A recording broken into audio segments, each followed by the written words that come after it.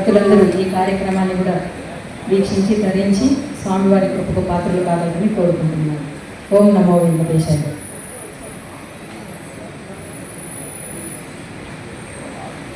వారికి రాయలసీమ రంగస్థల chairman sir గారు ముందల గోపీనాథ్ సార్ గారు చిరు సత్కారం. మీ అందరి కరతాల ధ్వనులతో వారికి ఉత్సాహాన్ని కలిగించవలసిందిగా కోరుతున్నాను.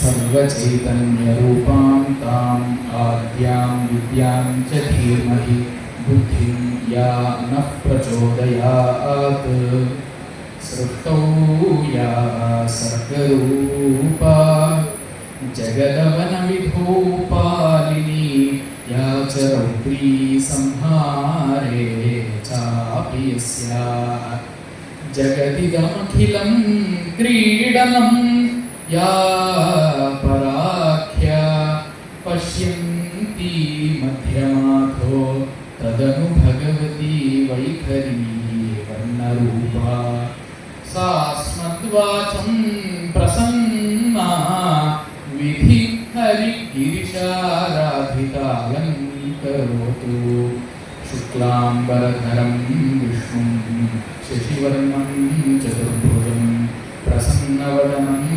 ध्यायेत् सर्वविघ्नोपशान्तये।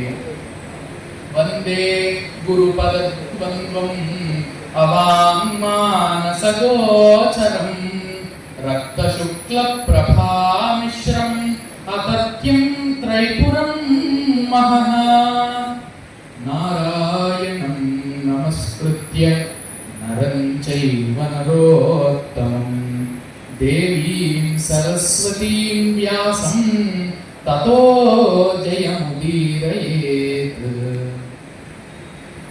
ఓం నమో వెంకటేశాయ. ఒకసారి అందరూ చెప్పండి, ఓం నమో వెంకటేశాయ. పరమ పవిత్రమైనటువంటి తిరుభూమిలో తిరుపతి క్షేత్రంలో నిరవధికంగా పురాణ ప్రవచనాలు, పురాణ శ్రవణాలు, పురాణ పఠనము, భాగవతులతో సాంగత్యము ఇవన్నీ కూడా జరుగుతూనే ఉంటాయి. కలియుగంలో ధరించాలంటే ఆ దేవదేవుని మీద ఒకే ఒక్క మార్గం, అంటే ఆ దేవదేవుని స్మరించడం మాత్రమే ఈ కలియుగంలో ధరించడానికి ఒకే ఒక్క మార్గం. కాబట్టి ఆ దేవదేవుని ఎవరైతే ధరించి స్మరించి తరించినారో అటువంటి భాగవతులు, అంటే భక్తులనే భాగవతులు అంటారు. భగవంతుడికి సంబంధించిన వారు కాబట్టి ఈ భక్తులందరూ కూడా భాగవతులు. ఆ భాగవతుల యొక్క చరిత్రనే భాగవతము అనే పురాణం పేర్కొన్నది. మనకు మన వాంగ్మయమే మన సంపద. అటువంటి వాంగ్మయంలో 18 పురాణాలు ఉన్నాయి. మద్వయం భద్వయం చైవ ప్రత్రయం వచతుష్టయం అనాపలింగూస్కాని పురాణాన్ని పృథక్ పృథక్ అన్నారు. అందులో భాగవత పురాణానికి అగ్రస్థానం ఉంటుంది. అందులో భగవంతుడిని ఏ విధంగా స్మరించి తరించాలి అనేటటువంటి విషయాన్ని ఎంతో మంది చరిత్రల ద్వారా మనకు వేదవ్యాసుడు, బాదరాయణుడు తెలియజేశాడు. ఈ భాగవత పురాణంలో ప్రతి అంశము కూడా, ప్రతి ఘట్టము కూడా అత్యంత మధురంగా ఉంటుంది. ఈ భాగవతాన్ని తెలుగులోకి అనువాదం చేసి తరించాడు మహానుభావుడు పోతన. మొనరన్ నన్నయ్య తిక్కనాది కవులి యుర్విన్ పురాణావలు తెలుగును చేయుచు మత్ పురాకృత శుభాధిక్యము తానెట్టిదో తెలుగును చేయరును భాగవతమును దీనిని తెనింగించి నా జననంబును సఫలంబు చేసిన పునర్జన్మంబు లేకుండా అన్నాడు. అంటే కేవలం ఈ భాగవతం అనేటటువంటి పురాణాన్ని ఇంతకు ముందు కవులు ఎవ్వరూ తెలిగించలేదు, అంటే ఆంధ్రీకరించలేదు.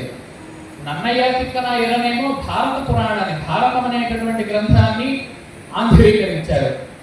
అలాగే మిగిలినటువంటి మారణ మొదలైనటువంటి వాళ్ళు మార్కండేయ పురాణం ఇటువంటి వాటినన్నింటినీ కూడా కాలాంతరంలో తెలిగించారు. నృసింహ పురాణము ఎలన రాశాడు. కానీ ఈ పోతన అంటున్నాడు, నా యొక్క పూర్వజన్మ సుకృతం ఎట్లాగుందో నాకంటే ముందున్నటువంటి కవులు ఈ భాగవత పురాణాన్ని మాత్రమే ఆంధ్రీకరించకుండా వదిలిపెట్టారు, కాబట్టి ఇప్పుడు దాన్ని నేను ఆంధ్రీకరించి నేను తరిస్తున్నాను.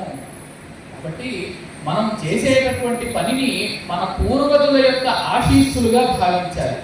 ఇక్కడ పోతన కూడా తన పూర్వకవుల ఆశీస్సుల వల్ల, ఆశీర్వాదం వల్ల, కటాక్షం వల్ల ఈ కావ్యాన్ని చేస్తున్నాను అని చెప్పాడు.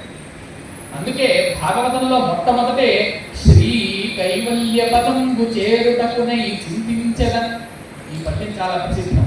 అంటే పోతన చెప్తూ ఉన్నాడు, శ్రీ కైవల్య పదంబు చేరుటకునై చింతించదన్, కైవల్యం అనేటటువంటి, మోక్షం అనేటటువంటి ఒక గొప్ప స్థానాన్ని పొందడానికి నేను శ్రీకృష్ణుడిని, శ్రీ మహావిష్ణువుని చింతిస్తున్నాను, చింతించదని అన్నాడు. మరి ఆయన చింతిస్తున్నాడు సరే, మరి మన సంగతి, మిగిలిన వాళ్ళ సంగతి? అందుకనే అందులోనే ఇంకొక అర్థం కూడా ఉంది. శ్రీ కైవల్య పదంబు చేరుటకునై చింతించు ఎదను, అది చింతించదను. కాబట్టి చింతించదను అంటే చింతిస్తున్నాను అని అర్థం. దేవదేవుని గురించి చింతిస్తున్నాను, కానీ చింతించదను అనే మాటలో చింతించు ఎదను అంటే నీవు కూడా చింతించవయ్యా మనసులో అని చెబుతూ ఉన్నాడు ఈ విధంగా పోతన. అటువంటి అద్భుతమైనటువంటి మన తెలుగు వాంగ్మయంలో ప్రతి ఒక్కరి నోట, తెలుగువారి ప్రతి నోట భాగవత పద్యాలు నాట్యమాడుతూ ఉంటాయి. అటువంటి భాగవతంలో ఒక అత్యద్భుతమైనటువంటి ఘట్టము వామన చరిత్ర. ఇది భాగవతంలోని 8వ స్కంధంలో ఉన్నది. ఒకానొక సమయంలో దేవదానవులు క్షీరసాగర మథనం చేశారు. అప్పటి వరకు కలిసినటువంటి దేవదానవులు ఒక్కసారిగా ఆ రాక్షసుల ప్రభావం చేత, అప్పటి వరకు విషం వచ్చింది, కల్పవృక్షాలు వచ్చాయి, అన్నీ వచ్చాయి, అప్పటి వరకు కలిసే ఉన్నారు. కానీ ఒక్కసారిగా అమృతం వచ్చేసరికి రాక్షసులు పేచి పెట్టారు. అమృతం మీ మాదంటే మాది, లేదా దేవతలు అప్పుడు మీ మాదంటే మాది అన్నారు. కాబట్టి అప్పుడు దేవతలకు ఏ సమస్య వచ్చినా, అంటే ఇక్కడ దేవదానవుల మధ్య శ్రీ మహావిష్ణువుకు ఎటువంటి భేదము లేదు. కానీ ఎవరైతే ధర్మాత్మలో, ఎవరైతే ధర్మాన్ని ఆచరిస్తారో అటువంటి వారిని రక్షించడమే శ్రీ మహావిష్ణువు యొక్క కర్తవ్యం. అందుకే దుష్ట శిక్షణ, శిష్ట రక్షణ. దుష్టులైనటువంటి వాళ్ళను శిక్షించాలి, శిష్టులైనటువంటి వాళ్ళను రక్షించాలి. కాబట్టి ఇక్కడ దేవతలు ధర్మం వైపు ఉన్నారు కాబట్టి అప్పటి వరకు కలిసి ఉండి ఆ తర్వాత తగాదా పెట్టుకున్నటువంటి రాక్షసులు అధర్మం వైపు వెళ్ళారు కాబట్టి వాళ్ళను శిక్షించడానికి, ఈ దేవతలను రక్షించడానికి మోహిని రూపంలో వచ్చి ఆ శ్రీ మహావిష్ణువు దేవతలకు అమృతాన్ని పంచిపెట్టారు. ఆ సమయంలో ఇంద్రుడికి, దేవతలకు ఒక మహాశక్తి వచ్చింది ఆ అమృతం వల్ల, అలాగే శ్రీ మహావిష్ణువు యొక్క కటాక్షం వల్ల. అప్పుడు రాక్షసులు దేవతల మీదకి యుద్ధానికి వచ్చిన ఆ రాక్షసులు చిత్తుగా ఓడిపోయారు ఆ దేవతల చేతిలో. అప్పుడు ఆ రాక్షసుల్లో ఒకడు బలి చక్రవర్తి కూడా ఉండేవాడు. అంటే బలి చక్రవర్తి అంటే హిరణ్యకేశుడు, హిరణ్యాక్షుడు, ప్రహ్లాదుడు వీరి వంశంలో జన్మించినటువంటి ఒక రాక్షస అధిపతి. రాక్షసులందరికీ కూడా అధిపతి ఆనాడు బలి చక్రవర్తి. కాబట్టి ఆ బలి చక్రవర్తి కూడా ఈ ఇంద్రుడి దెబ్బకు ఓడిపోయి ఇక చనిపోతానేమో అన్న స్థితికి వెళ్ళిపోయాడు. అప్పుడు ఎంతైనా బలి చక్రవర్తి రాక్షసుడైనా ఆయనకు గురుభక్తి చాలా ఎక్కువ. గురువన్నా, పెద్దలన్నా, వేదాలన్నా, ధర్మాలన్నా, యజ్ఞాలన్నా ఒక అనిర్వచనీయమైనటువంటి, ఒక అద్భుతమైనటువంటి భక్తిని ప్రదర్శించేవాడు బలి చక్రవర్తి. కాబట్టి అతను ఇంద్రుడి చేత దెబ్బతిన్నా కూడా చివరిలో ఆయన మూర్ఛపోయే సమయంలో తన గురువు అయినటువంటి, అంటే రాక్షసులందరికీ గురువు శుక్రాచార్యుడు, ఆ శుక్రాచార్యుని భార్గవుణ్ణి స్మరించుకున్నాడు. కాబట్టి ఒక్కసారి గురువుని స్మరించుకుంటే ఎంతటి వాడికైనా కూడా ఇట్టే కష్టం తొలగిపోతుంది కదా. మరి శ్రీ మహావిష్ణువు కూడా గురువు వాక్యం చేత నియమింపబడతాడు. అంటే గురువు, గోవిందుడు ఈ ఇద్దరు ముందు వస్తే ఎవరికి మొట్టమొదట నమస్కారం చేస్తావయ్యా అని ఒక శిష్యుడిని అడిగితే అతను చెప్పాడట, గురువు, గోవిందుడు ఈ ఇద్దరు కూడా వచ్చినా నా ముందరికి నేను మొట్టమొదట గురువుకే నమస్కారం చేస్తాను అన్నాడు. ఎందుకు అంటే అసలు గోవిందుడనే ఒక దేవుడు పరమాత్ముడు ఉన్నాడని నాకు చెప్పినది ఎవరు? గురువు.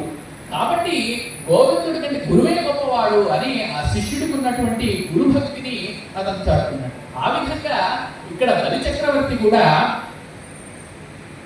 మూర్ఛపోయేటటువంటి సమయంలో, అంటే ఇంద్రుడి చేత దెబ్బతిని ఇక చేతనావస్థను కోల్పోతున్నటువంటి సమయంలో శుక్రాచార్యుడిని స్మరించుకున్నాడు. కాబట్టి శుక్రాచార్యుడు మహాజ్ఞానండి. ఆయనకు మృత సంజీవిని అనేటటువంటి విద్య తెలుసు. ఆ మృత సంజీవిని విద్య ద్వారా చనిపోయిన రాక్షసులను ఎంతో మందిని బ్రతికించాడు శుక్రాచార్యుడు. అంటే శుక్రాచార్యుడు రాక్షసుల గురువు, దేవతల గురువేమో బృహస్పతి. అంటే బృహస్పతి కంటే ఒక 2 పాళ్ళు ఎక్కువ చదువుకున్న శుక్రాచార్యుడు రాక్షసుల వైపు ఉండడం వల్ల ఆయనకు రావాల్సిన కీర్తి రాలేదు. ఇప్పుడు మనం చూసారా, కొంతమందికి చాలా పాండిత్యం ఉంటుంది కానీ సరైన సంస్థలో నియమింపబడరు, వేరే వేరే సంస్థల్లో పనిచేస్తుంటారు. అటువంటి వాడికి రావాల్సినటువంటి కీర్తి రాదు కదా. ఆ విధంగానే మన శుక్రాచార్యుడు కూడా రాక్షసుల వైపు ఉండడం వల్ల ఆయనకు ఎంత పాండిత్యం ఉన్నా కూడా ఆయనకు రావాల్సిన కీర్తి రాలేదు. కాబట్టి ఆ శుక్రాచార్యుడు వెంటనే తన శిష్యుడైనటువంటి బలి చక్రవర్తిని కాస్త మృత సంజీవిని విద్య చేత బ్రతికించి అతని చేత విశ్వజిత్ అనేటటువంటి యాగాన్ని చేయించాడు. ఆ విశ్వజిత్తు అనేటటువంటి యాగం చేయించడం వల్ల బలి చక్రవర్తికి చేతనావస్థ వచ్చి ఆ బలి చక్రవర్తి నిజంగా బలుడయ్యాడు. అంటే అతనికి ఎక్కడి లేని బలం వచ్చి ఇంద్రుడిని కూడా జయించేంత బలం వచ్చింది. కాబట్టి పురుహూతు చేరొచ్చి పోయి భాగవులచే బలి ఎట్టకేలకు బ్రతికి వారి చిత్తంబురా గొల్చి శిష్యుడై వర్తింప వారు నాతని భక్తి వలన మెచ్చి విశ్వజిద్యాగంబు విధితోడ చేయింప భవ్యకాంచన పట్టబద్ధరథము అక్కువారుల పోల్హరుల కంఠీరవ ధ్వజము మహాదివ్య ధనువు పూర్ణయుగళంబు కవచంబు తొలుత హోమ పావకుండిత్య అమ్లాన పద్మమాల కలుష కరుడగు తన తాత కరుణసగే సోమ సంకాశ శంఖంబు శుక్రుడిచ్చే. ఆ విశ్వజిత్ అనేటటువంటి యాగాన్ని బలి చక్రవర్తి చేత శుక్రుడు చేయించాడు. అప్పుడు అతనికి ఆ బలి చక్రవర్తికి ఒక్కసారిగా అమేయమైనటువంటి సంపదలు లభించాయి. అద్భుతమైనటువంటి ఒక అమ్ముల పొది, అంటే అక్షయమైనటువంటి అమ్ముల పొది. అందులో నుంచి ఎన్ని బాణాలను తీసినా కూడా ఆ అమ్ముల పొది పూర్తిగానే ఉంటుంది, దాని నుంచి ఇంకా బాణాలకు లోటు ఉండదు. అలాగే ఒక అద్భుతమైనటువంటి ధనుస్సు, ఒక మంచి తేజము, ఇవన్నీ కూడా చేకూరిపడ్డాయి మన బలి చక్రవర్తికి. అప్పుడు ఆ బలి చక్రవర్తి ఇంత బలం వచ్చింది కదా అని చెప్పి మళ్ళీ గురువులను ధిక్కరించలేదు. ఎన్నో దానాలు చేశాడు, యాగాలు చేశాడు, పెద్దలైనటువంటి గురువులను సత్కరించాడు, వేద పండితులను, వేదాన్ని ధర్మాన్ని రక్షించేటటువంటి వాళ్ళని కాపాడాడు. ఒక రాక్షసుడైనా కూడా కాస్త కొన్ని మంచి బుద్ధులు ఉన్నాయి. అది అతని యొక్క కర్మవశం వలన అటువంటి బుద్ధులు ఏర్పడతాయి. కాబట్టి ఇక్కడ శుక్రాచార్యుడి వలన ఎంతో బలాన్ని పొందాడు బలి చక్రవర్తి. ఇక అతను చేయాల్సిందే ఉంది. ఇక నేరుగా స్వర్గానికి వెళ్ళాడట బలి చక్రవర్తి. స్వర్గంలో ఇంద్రుణ్ణి చూశాడు. అంటే ఇంద్రుణ్ణి చూడక ముందే ఇంద్రుడే తెలుసుకున్నాడు అన్నమాట బలి చక్రవర్తి వస్తున్నాడు అని. ఇదేంటి, 2 రోజుల క్రితమే నా చేతిలో ఇక చావబోయే పరిస్థితిలో ఉన్నాడు, అతను చనిపోయాడేమోనని నేను వదిలేశాను, కానీ ఇతను ఇంతలోపే ఏ విధంగా ఒక అద్భుతమైనటువంటి శక్తిని సంపాదించుకొని వచ్చాడు అని ఆశ్చర్యపోయాడు ఇంద్రుడు. అప్పుడు ఆ ఇంద్రుడికి సందేహం వచ్చి బృహస్పతిని అడిగాడు. మరి దేవతలందరికీ గురువు బృహస్పతి కదా. ఆ విధంగా ఇంద్రుడు బృహస్పతిని అడిగితే, ఏమండి గురువు గారు, మొన్నేమో అమృతమథన సమయంలో గొడవ జరిగితే, యుద్ధం జరిగితే అందులో బలి చక్రవర్తిని నేను హతమార్చాను కదా, మరి వెంటనే ఈ బలి చక్రవర్తి ఏ విధంగా వచ్చాడు మళ్ళీ నా దగ్గరకు? ఈ బలి బలభేదినైనటువంటి నా ఇంద్రుడనైనటువంటి నాకు ఒక్కసారిగా ఒక భయం అనేటటువంటి పుడుతోంది అని ఇంద్రుడు తన గురువు గారిని సందేహం అడిగాడు. ఇప్పుడు బృహస్పతి ఒక మంచి మాట చెప్తున్నాడు, నాయనా నీవు బలి చక్రవర్తిని హతమార్చాను అని నీవు అనుకుంటున్నావు, కానీ ఆయన ఎంతో గురుభక్తి పరాయణుడు బలి చక్రవర్తి. కాబట్టి ఆ శుక్రాచార్యుడి యొక్క కటాక్షం వలన, ఆ శుక్రాచార్యుడి యొక్క మృత సంజీవిని విద్య వలన అతను తిరిగి బ్రతికాడు. కాబట్టి ఈ బలి చక్రవర్తి ఇప్పుడు అమేయమైనటువంటి శక్తితో నీ దగ్గరికి వచ్చాడు. నీవు ఈ సమయంలో తనతో పోట్లాడడానికి, యుద్ధం చేయడానికి సమర్థుడవు కాదు. ఎందుకంటే అతను శుక్రాచార్యుడి వల్ల అనేకమైనటువంటి శక్తులను గడించి వచ్చాడు కాబట్టి నీవిప్పుడు కనుక యుద్ధం చేస్తే తప్పకుండా ఓడిపోతావు. కాబట్టి దేవతలందరూ తలో దిక్కుకు పారిపోండి. ఎప్పుడైతే మీకు నిజమైనటువంటి శక్తి మళ్ళీ చేకూరుతుందో అటువంటి సమయంలోనే తిరిగి రండి, ఆ శ్రీ మహావిష్ణువుని ధ్యానించుకోండి అని చెప్పారు. అప్పుడు దేవతలందరూ మీకు గురువు గారే చెప్పిన తర్వాత శక్తి లేదని మరి మనం ఏం చేస్తామని అనుకొని ఒక్కొక్కరు ఒక్కో దిక్కుకి వెళ్ళిపోయారు. ఇంద్రుడు మొదలైనటువంటి వాళ్ళందరూ కూడా స్వర్గంలో ఉండేటటువంటి దేవతలు అడవులకు వెళ్ళిపోయారు. భూమిలో ఉండేటటువంటి అడవులకు వచ్చేసారు. ఆ అడవులలో ఆ వేటగాళ్లతో కలిసి తిరుగుతూ వాళ్ళతోనే సహవాసం చేస్తూ ఉండిపోయారు ఇంద్రాది దేవతలు. ఇంద్రుడి కొడుకైనటువంటి జయంతుడు మొదలైన వాళ్ళందరూ కూడా ఆ వేటగాళ్లతో జంతువులను వేటాడుకుంటూ ఇలాగా ఒక అధమమైనటువంటి స్థితిని పొందారు. అదే విధంగా ఇంద్రుడి భార్య అయినటువంటి శచీదేవి, ఆమె కూడా ఆ అడవిలోనే ఎంతో కష్టాలను అనుభవించవలసి వచ్చింది. ఇదంతా విధి వలన జరిగింది. అంటే బలి చక్రవర్తి అనేటటువంటి వాడు విజృంభించాలి. ఆ తరువాత వామనుడై శ్రీ మహావిష్ణువు ఆ బలి చక్రవర్తిని అణచాలి. కాబట్టే ఈ విధంగా దేవతలు ఒక తాత్కాలికమైనటువంటి కష్టాన్ని పొందారు. ఆ సమయంలో కశ్యప ప్రజాపతి అని బ్రహ్మ యొక్క మానసపుత్రుడైన మరీచికి పుత్రుడు కశ్యప ప్రజాపతి. ఈ కశ్యప ప్రజాపతికి అదితి, దితి, ఈ విధంగా ఒక 13 మంది భార్యలు ఉన్నారు. అంటే దక్ష కన్యలనే 13 మందిని ఈయన వివాహం చేసుకున్నాడు కశ్యప ప్రజాపతి. ఈ కశ్యప ప్రజాపతి అదితి ద్వారా దేవతలు పుట్టారు. కశ్యప ప్రజాపతికి 2 భార్యలు, అందులో ఆ 13 మందిలో అదితి ఒక ఆవిడ, దితి ఇంకొక ఆవిడ. అదితి వలన ఆదిత్యులు అనే పేరుతో దేవతలందరూ పుట్టారు. దితికి దైత్యులు అనే పేరుతో రాక్షసులందరూ పుట్టారు. కాబట్టి దేవదానవులంతా ఎవరి సంతానం? కశ్యప ప్రజాపతి సంతానం. ఒకానొక సమయంలో, ఈ సమయంలోని ఇంద్రాది దేవతలందరూ కూడా అడవులకు వచ్చి కష్టాలను అనుభవిస్తున్నటువంటి వేళ కశ్యప ప్రజాపతి తన భార్య అయినటువంటి పెద్ద భార్య అయినటువంటి అదితి ఇంటికి వెళ్ళాడు. ఎప్పుడు కూడా భర్త వచ్చిన అదితి ఎంతో ప్రేమతో భక్తితో ఆయనకు చేయవలసినటువంటి సపర్యలన్నింటినీ కూడా చేస్తుంది. ఆయన వస్తూనే ఆయన కాళ్ళు కడిగి ఆయనకు నమస్కరించి ఆయనకు చేయవలసినటువంటి ఉపచారాలన్నిటినీ చేసి ఆయనకు భోజనాధికాన్ని నివేదించి అన్నీ చాలా సక్రమంగా చేస్తుంది. కానీ ఈ సమయంలో మాత్రం, ఈసారి మాత్రం ఎందుకో అంత శ్రద్ధగా చేయడం లేదు. అంటే మనస్సు ఇక్కడ పెట్టి చేయడం లేదనిపించింది కశ్యప ప్రజాపతికి. ఎందుకో చాలా బాధపడుతూ ఉన్నది లోపల అదితి అనే ఒక సందేహం కలిగింది కశ్యప ప్రజాపతి. సరే, మరి కశ్యప ప్రజాపతి కదా, అన్నీ తెలిసిన వాడు, సాక్షాత్ బ్రహ్మకు పుత్రుడైనటువంటి మరీచికి పుత్రుడు కశ్యప ప్రజాపతి. మరి ఈ అదితికి కారణం ఏమిటి? ఈ బాధకు ఎందుకు బాధపడుతూ ఉన్నది అదితి అని తెలుసుకోవాలని ఏమీ తెలియని వాడిగా, ఏమ్మా అదితి భార్యామణి, ఎందుకు నీ విధంగా చింతిస్తూ ఉన్నావు అని చెప్పి అడుగుతాడు కశ్యప ప్రజాపతి. అప్పుడు నాథ, మీకు అన్ని విషయాలు తెలుసు కదా, కానీ కూడా నన్ను అడుగుతూ ఉన్నారు. మన పుత్రులైనటువంటి దేవతలు ఎంతో ధర్మాత్ములు, వాళ్ళనందరినీ కూడా తరిమి బలి చక్రవర్తి ఇంద్రస్థానాన్ని ఆక్రమించుకున్నాడు. స్వర్గంలో ఉండేటటువంటి ఇంద్ర పదవి నుంచి ప్రస్తుతం ఉన్నటువంటి ఇంద్రుడిని తొలగించి తాను ఇంద్రుడైపోవాలనేటటువంటి ప్రయత్నం చేస్తూ ఉన్నాడు. నా పుత్రులేమో, దేవతలందరేమో భూమిలో ఉండేటటువంటి అడవులకు వచ్చి నానా కష్టాలు అనుభవిస్తూ ఉన్నారు. మరి ఈ సమయంలో ఏం చేయాలి?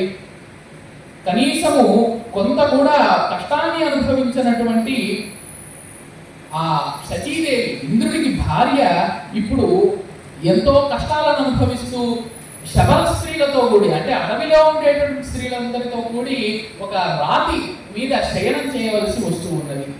ఈ విధమైనటువంటి కష్టాలలో నా కొడుకైనటువంటి ఇంద్రుడు, నా కోడలైనటువంటి శచీదేవి, వాళ్ళ పుత్రుడైనటువంటి జయంతుడు, మిగిలినటువంటి దేవతలు, వీళ్ళందరూ కూడా ఏ విధంగా మరి వాళ్ళ యొక్క కష్టాల నుంచి గట్టెక్కుతారు, నీవే తప్పకుండా వాళ్ళ యొక్క కష్టాలకు ఒక మార్గాన్ని చూపాలి అని అడిగింది. ఎండకన్నెరుగని ఇంద్రుని ఇల్లాలు పలు పంచలను జాలి పడియనేడు త్రిభువన సామ్రాజ్య విభవంబు కోల్పోయి దేవేంద్రుడడబుల తిరిగెనేడు కలిమి గారాబు బిడ్డలు జయంతాదులు శబరార్భకుల వెంట చనిరినేడు అమరులకాధారమగు అమరావతి అసురులకు ఆటపట్టయ్యనేడు బలి జగముల నెల్ల బలియుచునున్నాడు వాని గెలువరాదు వాసవునకు యాగభాగమెల్ల అతడాహరించుచు కడగి సురలకొక్క కడియు నీడు. మరి బలచక్రవర్తి ఏమో మొత్తం స్వర్గాన్నంతా కూడా ఆక్రమించడం వల్ల ఈ భూమి మీద ఎవరెవరైతే యజ్ఞాలను చేస్తూ ఉన్నారో ఆ యజ్ఞ భాగం, ఆ యాగ హవిస్సంతా కూడా మామూలుగా అయితే దేవతలకు చేరాలి. కానీ ఇప్పుడు స్వర్గాన్ని ఇంద్రుడు పాలించకుండా బలిచక్రవర్తి పాలిస్తున్నాడు కాబట్టి ఆ బలిచక్రవర్తికి ఈ యాగ ఫలం అంతా కూడా పెడుతుంది. మరి ఈ సమయంలో ఏం చేయాలి తండ్రి? ఆ యాగ భాగంలో కొంత కూడా దేవతలకు ఇవ్వడం లేదు ఈ బలిచక్రవర్తి. కాబట్టి రోజు రోజుకు కూడా బలవంతుడయ్యి ఇంద్రుడి చేత కూడా జయిపరానటువంటి శక్తితో విజృంభిస్తూ ఉన్నాడు ఈ బలి చక్రవర్తి. మరి నాథ స్వామి, నీవే ఏదన్నా ఒక మార్గం చూపాలి అని అడిగింది అదితి కశ్యపుడిని. అప్పుడు కశ్యపుడు ఈ విధంగా అంటూ ఉన్నాడు, జనకుండెవ్వడు జాతుడెవ్వడు జనిస్థానంబులెచ్చోడు సంజననం వెయ్యది మేనులే కొలది సంసారములే రూపముల్ వినుమా ఇంతయు విష్ణుమాయ తలపం వేరేమియుం లేదు మోహ నిబద్ధంబు నిదానమంతటికి జాయా భిన్నబోనేటికి. ఆయన అద్భుతమైన పదప్రయోగం చేశాడు కశ్యపుడు తన భార్య జాయా అన్నాడు. జాయా అంటే భార్య అని అర్థం.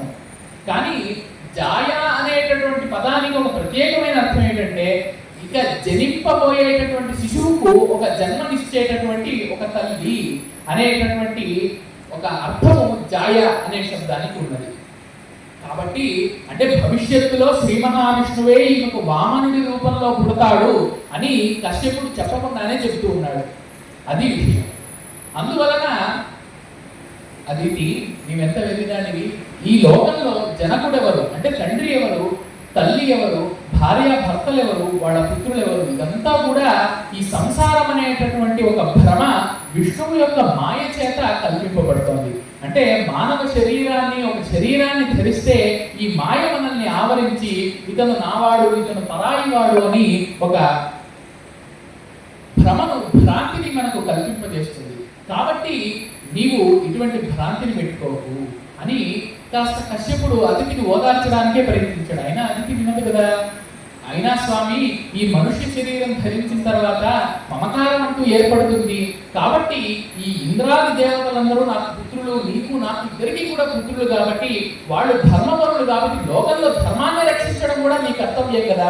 మరి ధర్మాన్ని రక్షించాలంటే నీవు ఇప్పుడు తప్పకుండా ఒక ఉపాయాన్ని చెప్పాలి అని అనగానే వెంటనే కశ్యపుడు ఒక్క ముహూర్త మాత్ర కాలం ఆలోచించి పయోభక్షణ వ్రతము అనే ఒక వ్రతాన్ని అతిథికి ఉపదేశించాడు. అంటే ఒక ద్వాదశి నాడు ఆరంభించి ఒక సంవత్సరం పాటు శుచి నియమాలను పాటిస్తూ కేవలం పాలను మాత్రమే ఆహారంగా తీసుకుంటూ ఆ శ్రీ మహావిష్ణువునే నువ్వు ధ్యానం చేయాలి అని అతిథికి బోధించాడు కశ్యపుడు. అప్పుడు అదే నియమాలతో ఆ అదితి దేవి ఎంతో శ్రద్ధతో, శుద్ధితో, భక్తితో శ్రీమన్నారాయణుడినే తలుచుకుంటూ ఒక సంవత్సరం పాటు తాను ఈ పయోభక్షణం అనేటటువంటి వ్రతం చేసింది. అప్పుడు ఆ శ్రీ మహావిష్ణువు కరుణించి అతిథికి ప్రత్యక్షమయ్యి సశంఖ చక్రం సకిరీట కుండలం సపీత వస్త్రం సరసీరుపేక్షణం సహార వక్షస్థల శోభికౌస్తుభం నమామి విష్ణుం శరసాచతుర్భుజం అన్న విధంగా హారము, కేయూరాలు, కంకణాలు, కిరీటము మొదలైనటువంటి దివ్యాభరణ పూజితుడయి చతుర్బాహుడయి ఆ అదితి దేవికి సాక్షాత్కరించాడు శ్రీ మహావిష్ణువు. అప్పుడు కన్నుల సంతోషాశ్రులు కన్నులపై పరవప్పుల గజాలముల సగం సన్నుతులను ఉన్నతాంతి చేసి నిటల యుక్తాంజలి. అప్పుడు ఒక్కసారిగా శ్రీ మహావిష్ణువు అదితికి సాక్షాత్కరించగా ఎంతో భక్తితో తన కళ్ళ వెంబడ ఆనంద బాష్పాలు కారుతూ ఉండగా శ్రీ మహావిష్ణువుని చూసి నమస్కరించి తన యొక్క బాధనంతా కూడా చెప్పకే ముందే శ్రీ మహావిష్ణువే గ్రహించి, తల్లి నీవెంతో శుభమైనటువంటి ఒక పవిత్రమైనటువంటి వ్రతాన్ని ఆచరించారు కాబట్టి నీవేమీ బాధపడవద్దు, దేవతలందరినీ కూడా ఇంద్రుడితో సహా స్వర్గంలో నిలబెట్టి సామ్రాజ్యాధిపత్యాన్ని ఇచ్చి రాక్షసులందరికీ కూడా గుణపాఠాన్ని నేను తప్పకుండా నేర్పుతాను అని శ్రీ మహావిష్ణువు ఆవిడికి వరమిచ్చాడు అతిథిదేవికి. నీ కోడండ్రును నీ కుమారవరులు నీ నాథుడు నీవు సంశ్లోకింపన్ నతులు సతులు పతులు మిగుల సంమోదింప రాత్రించరులు శోకింపన్ భవదీయ గర్భమున తేజోమూర్తినై తేజోమూర్తి జన్మించదని నాకు వేడుక పుట్టుని సుతుడనై నర్తించి వర్తింపగా. మరి దేవతలందరినీ యథాస్థానంలో స్వర్గంలో నిలబెట్టాలి, రాక్షసులందరినీ కూడా శిక్షించాలి. మరి ఏం చేయాలి నేను అంటే, నీకు పుత్రుడిగా నీ గర్భం ద్వారానే జన్మిస్తాను అని ఒక అద్భుతమైనటువంటి వరాన్ని శ్రీ మహావిష్ణువు అతిథికి ఇచ్చాడు. తేజోమూర్తి జన్మించదని, ఎంతో తేజస్సుతో కూడుకున్నటువంటి ఒక ఆకారంతో నీ ఉదరంలో నీ గర్భంలో నేను జనిస్తాను అని శ్రీ మహావిష్ణువు అతిథికి వరమిచ్చాడు. అప్పుడు ఆ దైత్యులందరినీ కూడా చంపడానికని, అదేవిధంగా దేవతలందరినీ కూడా ఉద్ధరించడానికి శ్రీ మహావిష్ణువు కశ్యప ప్రజాపతిలో చేరి కశ్యప ప్రజాపతి ద్వారా అతిథి గర్భంలోకి చేరాడు శ్రీ మహావిష్ణువు. ఆమె గర్భాన్ని ధరించినటువంటి సందర్భం నుండి మామూలుగా ఎవరైనా కూడా 9 నెలలు గర్భం ధరిస్తారు, కానీ అతిథి కదా, మరి ఉన్నదెవరు శ్రీ మహావిష్ణువు గర్భంలో. కాబట్టి 12 నెలల పాటు గర్భాన్ని ధరించి ఆ శిశువుకు శ్రీమన్నారాయణుడే సాక్షాత్తు శిశువై జన్మిస్తూ ఉండగా ఆ శ్రీ అదితిదేవి యొక్క సౌభాగ్యాన్ని దేవతలు అందరూ కూడా మునులు ఋషులు ఎంతో ఆనందంతో తిలకించారు. అప్పుడు విశ్వగర్భుడు తన గర్భ వివరమందు పూటకు పూర్ణుడై పొటగరింప రేఖ జూలాలి తలమున వెల్పు పెద్ద పొలతి కంతట నీళ్లాడు ప్రొద్దులయ్యే. ఇక గర్భము ధరించేటటువంటి సమయం, ఇక శిశువు బయటికి వచ్చేటటువంటి సమయం అయింది. అప్పుడు ఋషులు మునులు వీళ్ళందరూ కూడా ఆనందంతో ఎన్నో ధ్వనులు చేస్తూ ఉన్నారు, వేద మంత్రాలు వల్లిస్తూ ఉన్నారు. అటువంటి సమయంలో రవి మధ్యాహ్నమునంచెరింప గ్రహతారా చంద్ర భద్రస్థితిని శ్రవణద్వాదశి నాడు శ్రోణనభిజిత్ సంజ్ఞాత లగ్నంబునం భువనాధీశుడు పుట్టే వామనగతి పుణ్యవ్రతోపేతకు దివిజాధీశ్వరు మాతకు పరమ పాతివ్రత్య విఖ్యాతకు. ఆ సమయంలో రవి అంటే భాస్కరుడు, సూర్యుడు మధ్యాహ్న వేళ సరిగ్గా మధ్యాహ్నం అవుతున్నటువంటి సందర్భంలో సూర్యుడు నడిన ప్రకాశిస్తూ ఉన్నాడు ఆకాశంలో. అంటే నెత్తి మీద సూర్యుడు వచ్చేలాగా ప్రకాశిస్తూ ఉన్నాడు మధ్యాహ్న సమయంలో. గ్రహ తారాచంద్ర భద్రస్థితి, అన్ని గ్రహాలు కూడా అవి ఉండవలసినటువంటి ఉచ్చస్థానంలో ఉన్నాయి. తారలు నక్షత్రాలన్నీ కూడా శుభయోగంలో ఉన్నాయి. చంద్రుడు కూడా ఒక శుభప్రదమైనటువంటి స్థానంలో ఉన్నాయి. అంటే రాముడు, కృష్ణుడు, ఈ విధంగా అవతార పురుషులు శ్రీ మహావిష్ణువు యొక్క అంశలు జన్మించేటప్పుడు మన గ్రహ సంచారం అంతా కూడా ఈ విధంగా శుభప్రదంగా ఉంటుంది. అటువంటి సందర్భంలో ఈ వామనుడు జన్మించాడు. అంటే శ్రీ మహావిష్ణువే ఒక అద్భుతమైనటువంటి ప్రకాశవంతమైనటువంటి రూపంతో పుట్టడమే 3 అడుగులుగా పుట్టేశాడు, 3 అడుగుల ఎత్తుతో. అంటే దాని అర్థం ఏంటంటే ఆ బలి చక్రవర్తిని 3 అడుగుల దానం అడుగుదానని చెప్పకుండానే చెబుతూ ఉన్నాడు. కాబట్టి ఆ వామనుడు అంటే పొట్టివాడు అని అర్థం. అంటే కేవలం ఉపనయన సంస్కారానికి ఏ వయస్సులో అయితే ఉండాలో ఆ వయస్సులో సరిగ్గా జన్మించాడు, ఒక వటువులాగా జన్మించాడు. అంటే ఉపనయన సంస్కారానికి అనుగుణైనటువంటి ఒక బాలుడిగా జన్మించాడు శ్రీ మహావిష్ణువు. ఆ సమయంలో శ్రవణ నక్షత్రంతో కూడుకున్నటువంటి ద్వాదశి నాడు, అంటే సరిగ్గా భాద్రపద మాసంలో, ఈ భాద్రపద మాసంలోనే శుక్లపక్షంలో ద్వాదశి నాడు వామనుడు జన్మించాడు. అందుకే ఆ రోజు మనం వామన జయంతి అని తెలుసుకుంటాం. అభిజిత్ సంజ్ఞాత లగ్నం కూడా, ఆ లగ్నం ఆ రోజు అభిజిత్ లగ్నం. అభిజిత్ లగ్నము ఎంతో అద్భుతమైనటువంటి విశిష్టమైనటువంటి అదృష్టాన్ని శుభప్రదాన్ని సూచించేటటువంటి లగ్నం. కాబట్టి అభిజిత్ సంజ్ఞాత లగ్నంలో భువనాధీశుడు పుట్టే, ఈ భువనమంతటికీ కూడా అధిపతి అయినటువంటి అయినటువంటి ఆ శ్రీ మహావిష్ణువు అదితి గర్భంలో జన్మించాడు. వామనగతి పుణ్యవ్రతోపేతకం, ఎంతో పుణ్య పతివ్రత అయినటువంటి ఆ అదితి గర్భాన వామనగతి, వామనుడిగా అంటే పుట్టడమే ఒక 3 అడుగుల ఎత్తుతో పుట్టి ఎంతో జాజ్వల్యమానంగా ప్రకాశిస్తూ ఉన్నాడు. మరియు దేవుడు శంఖ చక్ర గదా కమల కలిత చతుర్భుజుండును, విశంగవర్ణ వస్త్రుండును, మకర కుండల మండిత గండభాగుండును, శ్రీవత్స వక్షుండును, నలిన చక్షుండును, నిరంతర శ్రీ విరాజిత రోలంబ కదంబాలంబిత వనమాలిక పరిష్కృతుండును, మణీకనక కాంచీవలయాంగద కిరీటహార నూపురాలంకృతుండును, కమనీయ కంఠ కౌస్తుభాభరణుండును, నిఖిల జన మనోహరుండును అవతరించిన సమయమున అని అన్నాడు పోతన. శంఖము, చక్రము, గద, కమలము మొదలైనటువంటి విశేష ఆభరణాలన్నింటినీ, ఆయుధాలను ధరించినటువంటి 4 భుజాలతో పుట్టాడట. అంటే మొదలు ఈ విధమైనటువంటి తన నిజమైనటువంటి రూపంతో పుట్టి ఆ తర్వాత ఒక వామన వటువు రూపంలోకి మారాడు శ్రీ మహావిష్ణువు. కాబట్టే అప్పుడు ఆ వామనుడైనటువంటి శ్రీ మహావిష్ణువుని చూసి దేవతలందరూ కూడా ఎంతో సంతోషించారు. మునులు, ఋషులందరూ కూడా ఇక మంచి సమయం వచ్చింది మనకు అని చెప్పి అనుకున్నారు. దిక్కులకా విరివాసను ఎక్కువ నిర్మలతనుంది 7 పయోధులు నిక్కమయి నిలిచి ధరణి చుక్కల త్రోవయము విప్రసుర సేవ్యములై. ఆకాశంలో విప్రులు, వేద పండితులు, మునులు, ఋషులందరూ కూడా చూస్తూ ఉండగా దిక్కులలో ఉండేటటువంటి చీకటంతా కూడా తొలగిపోయింది. ఎక్కువ నిర్మలత నుండే 7 పయోధులు, 7 సముద్రాలు, 7 సముద్రాలు కూడా ఆనందించాయా అన్న విధంగా వాటి యొక్క అలలు ఉన్నాయట. ఈ విధమైనటువంటి సమయంలో జన్మించాడు వామనుడు. అప్పుడు జన్మించగానే వెంటనే ఆ అదితి కూడా మాతృవాత్సల్యంతో ఎంతో పొంగిపోయింది. అప్పుడు జన్మించడమే ఉపనయన సంస్కారానికి అర్హమైనటువంటి సమయంలో జన్మించాడన్నాం కదా ఆ వయసులో. కాబట్టి అటువంటి వయసులో జన్మించాడు కాబట్టి వెంటనే మహర్షులందరూ కూడా కశ్యప ప్రజాపతి మీ ముందుంచుకొని ఉపనయన సంస్కారాన్ని ఆ బాలునకు, అంటే శ్రీ మహావిష్ణువునకే ఉపనయన సంస్కారాన్ని జరిపించాలి అదృష్టాన్ని పొందారు అక్కడ ఉండేటటువంటి మహర్షులు, కశ్యప ప్రజాపతి మొదలైనటువంటి వారు. అప్పుడు ఆ యక్షేశుడు అంటే కుబేరుడు వామనుడికి ఒక భిక్షా పాత్ర ఇచ్చాడు. మరి ఉపనయనం అయిన తర్వాత భిక్షను స్వీకరించాలి కదా, మరి మొట్టమొదట భిక్షా పాత్ర ఉండాలి. ఆ పాత్రను కుబేరుడు వామనుడికి ఇచ్చాడు.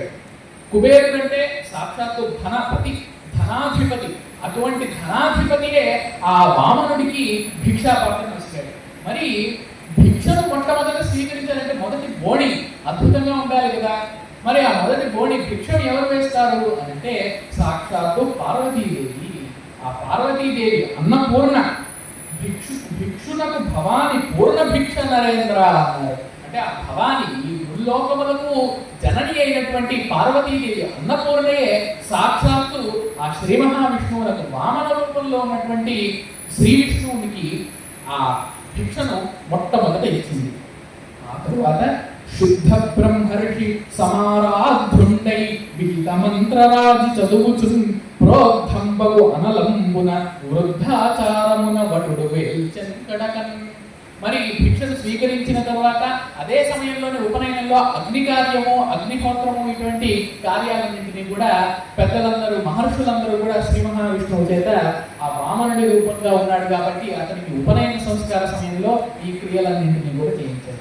అప్పుడు ఒక అద్భుతమైనటువంటి శక్తితో ప్రకాశిస్తూ ఇక రాక్షస శిక్షకు ఇక ఆరంభిస్తూ ఆ శ్రీ మహావిష్ణువు ఏమి తెలియని వాడిగా పక్కనుండేటటువంటి మహర్షులందరినీ అడిగాడు. మరి ఉపనయన సంస్కారం అయిన తర్వాత ఎవరో ఒకరి నుంచి భిక్ష స్వీకరించాలి. భిక్షను స్వీకరించి ఆ భిక్ష చేతనే కడుపు నింపుకొని చదువుకోవాలి, వేద మంత్రాలను అభ్యసనం చేయాలి. ఈ విధంగా చేయాలి. అంటే చూడండి ఎంత పరిస్థితి వచ్చిందో. సాక్షాత్తు లక్ష్మీ స్వరూపానికి, లక్ష్మీదేవికి అంటే శ్రీ మహాలక్ష్మికి భర్త అయినటువంటి వాడు శ్రీ మహావిష్ణువు. కానీ అటువంటి శ్రీ మహావిష్ణువే ఇప్పుడు వామనుని రూపంలో వచ్చి ఒక భిక్షుక వృత్తిని పూని ఆ బలి చక్రవర్తి దగ్గరికి యాచనకు వెళ్ళవలసి వస్తుంది. మరి ఈ సందేహమే పరీక్షించుకు వస్తే శుకుడు ఈ భాగవతంలో వామన చరిత్ర అనేటువంటి వృత్తాంతాన్ని చెబుతూ ఉన్నాడు. మరి ఎందుకు సాక్షాత్తు ఐశ్వర్యానికే ప్రతినిధి అయినటువంటి సంపదలన్నీ రూపంలో యాచకుడిగా వెళ్ళవలసి వచ్చింది? మరి అందులోనూ ఎవరి దగ్గరికి వెళుతూ ఉన్నాడు యాచన కోసం? రాక్షసాధిపతి అయినటువంటి, రాక్షసులందరికీ కూడా నేత అయినటువంటి బలి చక్రవర్తి దగ్గరికి వెళుతూ ఉన్నాడు. మరి ఈ విధంగా ఎందుకు జరగాలి? ఆయన అనుకుంటే ఇప్పుడు హిరణ్యాక్షుణ్ణి ఒకే దెబ్బతో చంపేశాడు వరాహ రూపంతో. హిరణ్యకశిపుణ్ణి కూడా ఒక్కసారిగా సంభవించి ఆవిర్భవించి నరసింహుడి రూపంలో ఆ హిరణ్యకశిపుణ్ణి సంహరించాడు. మరి ఈ విధంగానే బలి చక్రవర్తిని కూడా ఒకేసారి సంహరించవచ్చు కదా. ఈ విధంగా ఒక యాచకునిగా, ఒక వటువుగా జన్మించి శ్రీ మహావిష్ణువు ఎందుకు వామనుడిగా ఆ బలి చక్రవర్తి దగ్గరికి వెళ్ళి ఒక భిక్షుక వృత్తిని పూనాలి అని పరీక్షితుకు మనందరి తరఫున సందేహం వచ్చింది. కాబట్టే ఆ తరువాత జరిగే ఘట్టం ద్వారా మనకందరికీ కూడా ఆ సందేహాన్ని తుడిచిపెట్టుకుపోయేలాగా సమాధానం చెప్తూ ఉన్నాడు. కాబట్టి ఇప్పుడు ప్రస్తుతం ఈ వామనుడు పక్కనున్నటువంటి మహర్షులందరినీ కూడా అడిగాడు, మహర్షులారా, ఈ లోకంలో దానం చేయగలిగేటటువంటి గొప్ప దాత ఎవరు? అంటే అడిగినది కాదనకుండా వెంటనే ఇచ్చి మనందరినీ కూడా సంతృప్తి పరిచేటటువంటి ఒక రాజు ఎవరన్నా ఉన్నారా, ఒక మహాదాత ఎవరన్నా ఉన్నాడా అని ఈయన అడిగాడు. ఎందుకంటే ఈయన భిక్షకు వృత్తికి వెళ్ళాలి కాబట్టి ఎవరన్నా భిక్ష అడిగినంత కంటే కూడా ఎక్కువగా ఇచ్చి ఎటువంటి ఒక గర్వం లేకుండా భిక్షను ఇస్తారో అటువంటి వాళ్ళు నిజమైన దాత. అంటే కొంతమంది ఉంటారు భిక్షను ఇస్తారు లేదా దానం చేస్తారు, నేనే చేశానని ప్రపంచం మొత్తం చేస్తారు. కొంతమంది ఏమి దానం ఇవ్వరు, అయినా కూడా అన్ని దానం ఇచ్చినట్టుగా ప్రవర్తిస్తుంటారు. కానీ అటువంటి వాళ్ళు నిజమైనటువంటి దాతలు కాదు. అడిగిన వ్యక్తి అడిగిన దానికంటే ఎక్కువ ఇస్తూనే నేను ఇంతే ఇవ్వగలిగాను, నాకు ఇంతకు మించి స్తోమత లేదు అని ఎవరైతే నమ్రంగా చెబుతాడో అతడే నిజమైన దాత అని నేను చెప్పలేదు, శాస్త్రాలు చెప్తూ ఉన్నాయి. కాబట్టి అటువంటి దాత ఎవరైనా ఈ లోకంలో ఉన్నాడా అని వామనుడు తెలిసినా కూడా తెలియనట్లుగా తన మాయ చేత ఈ విధంగా మహర్షులందరినీ కూడా అడిగితే అప్పుడు ఆ మహర్షులు చెబుతూ ఉన్నారు, కలరుందావలు ఇత్తురుంధరములు కామ్యార్థములు గురించు విప్రులు నేతెంతురు కాని ఈవిని బలిని పోలను వదాన్యుడు లేడు. కాబట్టి బలి చక్రవర్తిని పోలినటువంటి వదాన్యుడు, దాత, మహాదానాలు చేసేటటువంటి ఒక పుణ్యాత్ముడు ఉన్నాడు వామన. అతని పేరే బలి చక్రవర్తి. అతను స్వర్గాన్ని కూడా అధిరోహించి స్వర్గ పదవిని కూడా పొంది స్వర్గాన్ని రాజధానిగా చేసుకుంటూ భూమిలో నర్మదా తీరం పక్కన ఒక యజ్ఞాన్ని చేస్తూ ఉన్నాడు. కాబట్టి ఆ యజ్ఞ సమయంలో ఎవరు వెళ్ళినా కూడా పండితులు, వృద్ధులు, పెద్దలు, ఈ గురువులు వీళ్ళ ఎవరు వెళ్ళినా కూడా కాదనకుండా దానం ఇచ్చి వాళ్ళని సంతోషపరుస్తాడు ఆ బలి చక్రవర్తి. అతడు రాక్షసుడైనప్పటికీ ఈ కొన్ని మాత్రం సద్గుణాలు ఉన్నాయి. అందువలన నీవు ఆ బలి చక్రవర్తి దగ్గరికి వెళితే అతడు అలగుండయ్యనరించే అధ్వరశతం భార్గవానుజ్ఞచే. అతడు శుక్రాచార్యుడి ఆదేశం మేరకు 100 యాగాలు చేశాడు. అంటే ఎవరైతే 100 యజ్ఞాలను చేస్తారో అతడు ఇంద్రుడి పదవిని పొందుతారు అని అర్థం. కాబట్టి ఈ బలి చక్రవర్తి ఆ ఇంద్రుడిని కూడా జయించి ఇంద్ర పదవిని పొందడానికి కారణం ఈ 100 యజ్ఞాలు చేయడం, అందులో శుక్రాచార్యుడి యొక్క కటాక్షం ఉండదు. కాబట్టి బలి వేయడం పడయంగవచ్చు బహు సంపల్లాభములు వామన అన్నారు ఆ మహర్షులందరూ. ఓ వామన, నీవు బలి చక్రవర్తి దగ్గరికి వెళ్ళి నీకు ఏమి కావాలని కోరుకుంటావో అదంతా కూడా ఇస్తాడే. కాబట్టి ఆ వామనుడిని మహర్షులందరూ కూడా బలి చక్రవర్తి దగ్గరికి వెళ్ళమని ఒక రకంగా నివేదన చేశారు. ఇప్పుడు ఆ మహర్షులందరి మాటలను విని వామనుడు ఇక రాక్షస శిక్షణకు పూనుకొని రాక్షసుడైనటువంటి రాక్షసాధిపతి అయినటువంటి శ్రీ మహావిష్ణువు ఆ రాక్షసాధిపతి అయినటువంటి బలి చక్రవర్తి దగ్గరకు వెళతాడు. ఆ బలి చక్రవర్తి యొక్క స్థానం ఎక్కడున్నది, ఆయన ఎక్కడ యజ్ఞం చేస్తూ ఉన్నాడు? ప్రక్షీణ దివిజ వల్లభ రక్షాపరతంత్రులకు రాజీవాక్షుండ ఆ క్షణమున బలి ఇంటికి భిక్షాగమనము చేసే పేదరికముతో శర్మద యమదంతక్షత వర్మద నతి కఠిన ముక్తి వనితాచేతో వర్మద అంబు నివారిత దుర్మద నర్మద తరించే త్రోవన్వటుడు. ఆ దేవతలందరికీ కూడా సంతోషాన్ని కలిగించేటువంటి వామనుడు నర్మదా తీరాన్ని దాటుకుంటూ ఆ పక్కనే రాక్షసాధిపతి అయిన బలి చక్రవర్తి చేసేటటువంటి యాగస్థలానికి వెళ్ళాడు. ఆ యాగస్థలము ఆ నర్మదా తీరం పక్కన ఉంది కాబట్టి మరింత కూడా వెలుగుతుంది. అంటే కొన్ని నదులకు అపారమైనటువంటి ఒక మాహాత్మ్యం ఉంటుంది. నర్మదకు మాహాత్మ్యం ఏంటంటే నర్మదలో స్నానం చేసినా చేయకపోయినా, ఆ జలాన్ని స్పృశించినా స్పృశించకపోయినా, కేవలం చూసినంత మాత్రాన నర్మద మనల్ని అనుగ్రహిస్తుంది. కాబట్టి ఓంకారేశ్వరుని క్షేత్రం ఇటువంటి క్షేత్రాలకు వెళ్ళినప్పుడు నర్మదను మనం తనివితీరా చూడాలి. కేవలం వెళ్ళామా, దేవాలయాలకు దర్శనం చేసుకున్నామా, వెంటనే హడావిడిగా వచ్చేసామా అని కాకుండా అక్కడ పక్కనే ఉన్నటువంటి నదులను, పుణ్య తీర్థాలను, దేవాలయాలను సందర్శించి ఆ ఎటువంటి వ్యాపకాలు లేకుండా, మిగిలినటువంటి ఆలోచనలు లేకుండా శ్రద్ధగా మనం ఆధ్యాత్మిక చింతన చేయాలి. ఈ విధంగానే ఆ నర్మదా నదీ తీరానికి యువతల ఆ బలిచక్రవర్తి ఉత్తర తటంలో యాగాన్ని చేస్తూ ఉన్నాడు. అప్పుడు ఆ చిన్న బ్రాహ్మణుడి రూపంలో, చిన్న మటుగు రూపంలో ఉన్నటువంటి వామనుడు ఆ యాగస్థలానికి వచ్చాడు. చండ స్ఫూర్తి వటుండుగాంచే బహుధా జల్పన్నిషాటంబు ఉద్దండాహూత మునిభ్యమిభ్యగముతాంధ సిద్ధ కూటంబు వేదండాశ్వద్భగినీకవాటము మహోద్యధూమ సంచన్న మార్తండస్యందన కోటమున్ బలిమకా మఠాంతర్వేదికా వాటము. ఆ బలి యాగాన్ని చేసేటటువంటి స్థలం ఏ విధంగా ఉంది బలి చక్రవర్తిది అని అంటే, సూర్యుడు తన 7 గుర్రాల మీద ఆకాశంలో వెళ్తూ ఉన్నాడు. ఆ ఒక్కసారిగా ఆ సారథి మాతలి ఉన్నాడు కదా, సూర్యుడి సారథి, అతడు వెంటనే రథాన్ని ఆపాడట. ఒక్కసారిగా ఎందుకయ్యా రథాన్ని ఆపావు అని సూర్యుడు అడుగుతున్నాడు. అప్పుడు మన గుర్రాల కళ్ళు కనిపించడం లేదు సూర్య భగవానుడా అని మాతలి చెప్పాడట. ఇదేమిటి, సాక్షాత్తు ఈ లోకాన్ని మొత్తం ప్రకాశించేటటువంటి సూర్యుడినైనటువంటి నా యొక్క గుర్రాల కళ్ళు కనిపించకపోవడానికి కారణం ఏంటి అని చూస్తే, ఒక్కసారిగా ఒక పొగ, ఎక్కడ లేని పొగ ఆకాశం మొత్తం వ్యాపించిందట. ఆ పొగే బలి చక్రవర్తి చేసేటటువంటి యాగంలో నుంచి వచ్చినటువంటి ధూమం. అంటే అతను ఎంత అద్భుతంగా యాగాన్ని చేస్తూ ఉన్నాడనేటటువంటి విషయాన్ని మనం గమనించాలి. అందుకే మహోద్య ధూమ సంచలన మార్తండస్యందన ఘోటము. మార్తాండు అంటే ఆ సూర్యుడు. ఆ సూర్య భగవానుడి యొక్క రథంలో ఉండేటటువంటి గుర్రాలకు కూడా కళ్ళు బయర్లు కమ్మే విధంగా ఆ బలిచక్రవర్తి యాగం చేస్తే ఆ ధూమాలు ఆ విధంగా వస్తున్నాయి, హోమ ధూమం. అటువంటి ప్రదేశానికి ఈ వటుడు వామనుడు వచ్చాడు. చండ స్ఫూర్తి వటుండుగా నుంచే బహుధా జల్పం నిశాటంబు. అక్కడ ఉండేటువంటి బలిచక్రవర్తి ఎటువంటి వాడు? రాక్షసాధిపతి, అంటే రాక్షసులందరికీ అధిపతి. కాబట్టి ఆ యాగంలో ఎవరు ఉంటారు? రాక్షసులు కూడా ఉంటారు. ఆ రాక్షసులు మరి గమనే ఉంటారా? ఉండరు కదా. అక్కడ ఎంతో ధ్వనులను, హాహా హూహుకారాలన్నింటినీ కూడా చేస్తూ ఎంతో జల్పనం చేస్తూ ఉన్నారు. ఉద్దండ అభూత మునీభ్య విభ్యద అమృతాంధ సిద్ధ కూటంబు.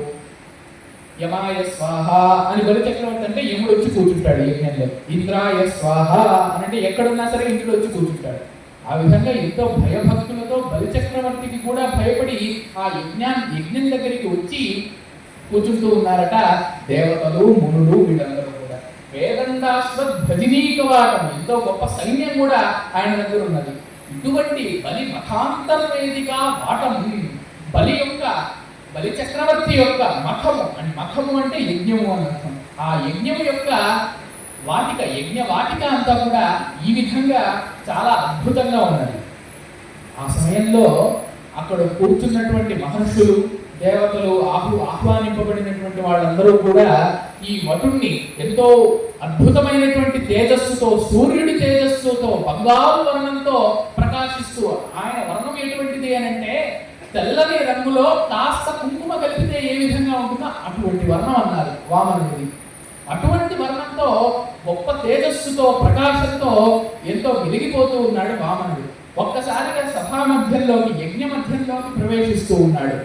అప్పుడు సభ్యులందరూ కూడా ఆ వామనుడిని చూసి ఇతడెవరో సామాన్యుడిగా లేడు. ఒక్కొక్కసారేమో అక్కడ ఉన్నటువంటి మహర్షులలో కొంతమందితో వేదం వచ్చుంటుంది కదా, ఆ వేదం వచ్చిన వాళ్ళతో ఘనపాఠులు ఎవరైతే ఉంటారో వాళ్ళతో ఘనపాఠం చెబుతూ ఉన్నాడు ఈ వామనుడు.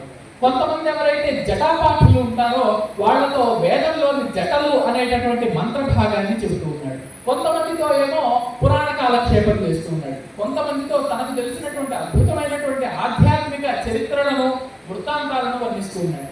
ఈ విధంగా వామనుడు అక్కడ ఉన్నటువంటి వాళ్ళందరితో కూడా వయస్సులో చిన్నవాడైన అద్భుతమైనటువంటి మాటలతో వాళ్ళందరినీ కూడా కొంతమంది దగ్గర ఒక్కొక్కసారి వెళ్తూ మాట్లాడుతూ వాళ్ళందరినీ కూడా సందడి చేస్తూ ఉన్నాడు. అప్పుడు వీళ్ళు అనుకుంటూ ఉన్నారు, ఇతడేమో 3 అడుగులు లేడు ఈ వామనుడు, మరి ఇతనికేమో ఇన్ని బుద్ధులు ఎక్కడి నుంచి వచ్చాయి?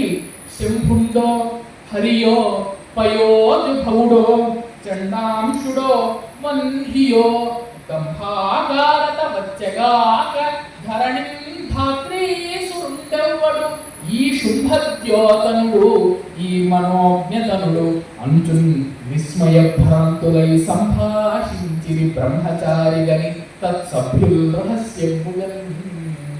ఒక్కసారిగా ఆ సభ మధ్యలో ఎవరైనా వచ్చారనుకోండి, మరి రహస్యంగా అందరూ మాట్లాడుకుంటారు కదా, ఈ వచ్చినటువంటి వాడు ఎవరయ్యా?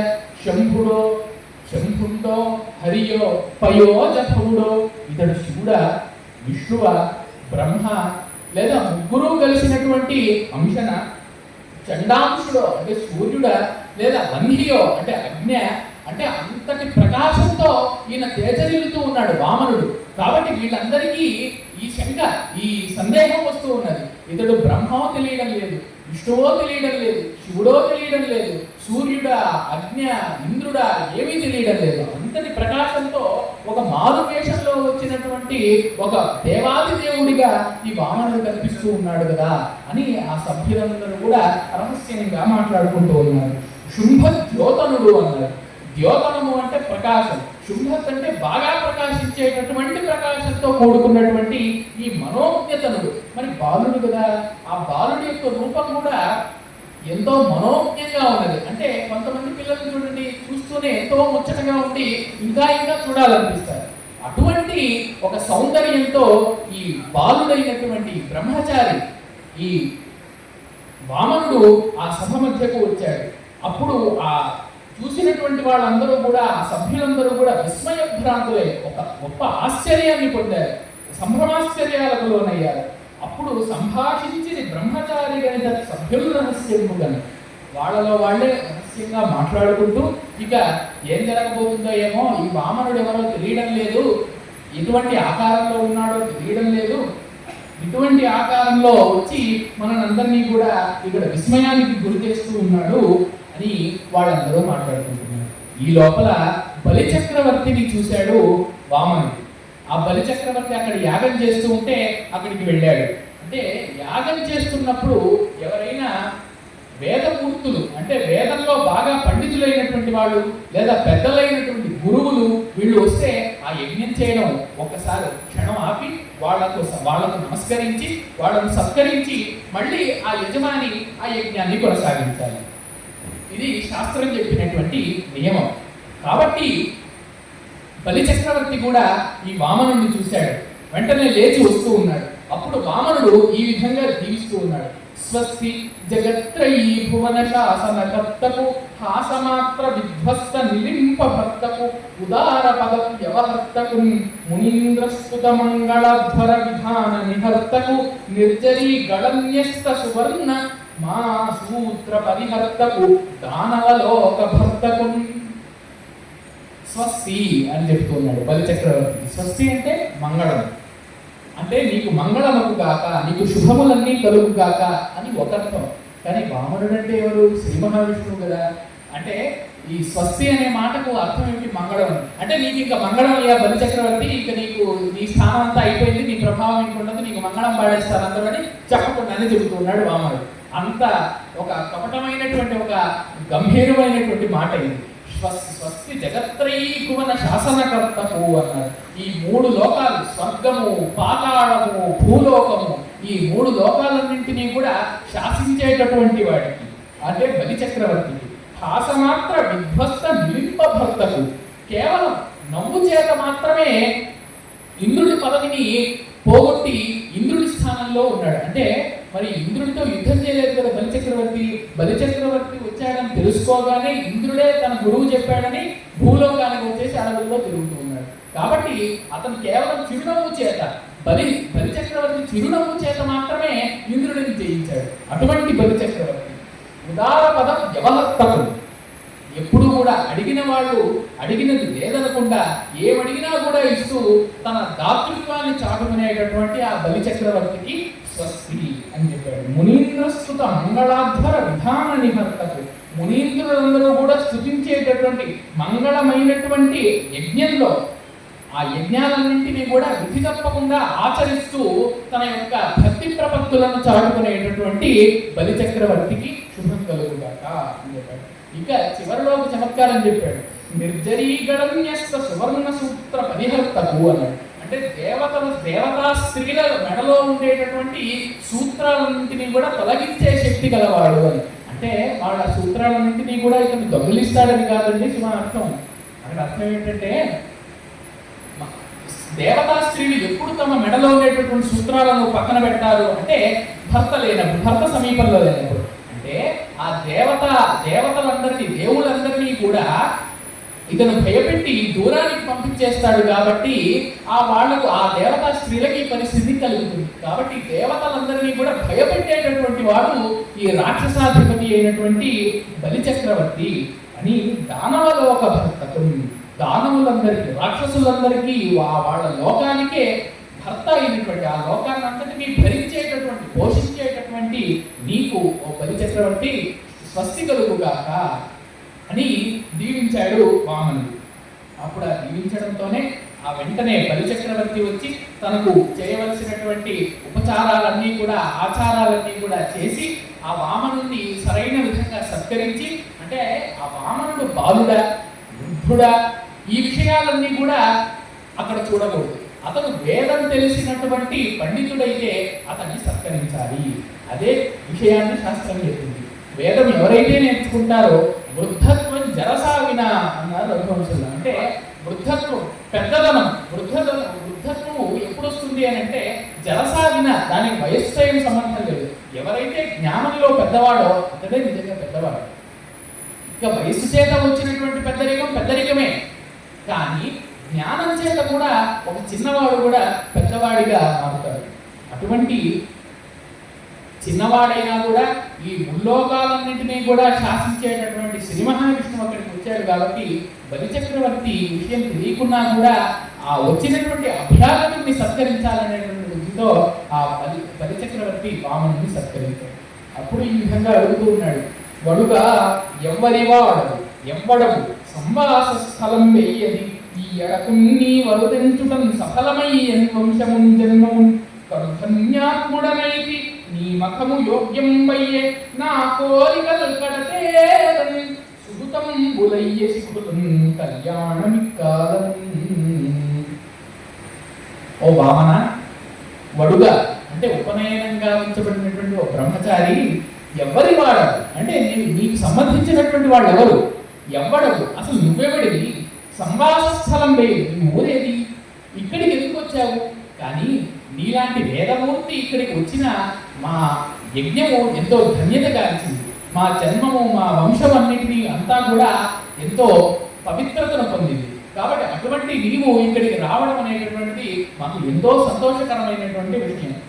నా కోరికలు కడతేరను అంటే నా కోరికలు అన్నీ కూడా తీరే విధంగా, అంటే నీలాంటి వాళ్ళని సత్కరించుకుంటే నా కోరికలన్నీ నెరవేరుతాయి అని ఒక అర్థం. నా కోరికలు కడతేరడం అంటే ఏంటి?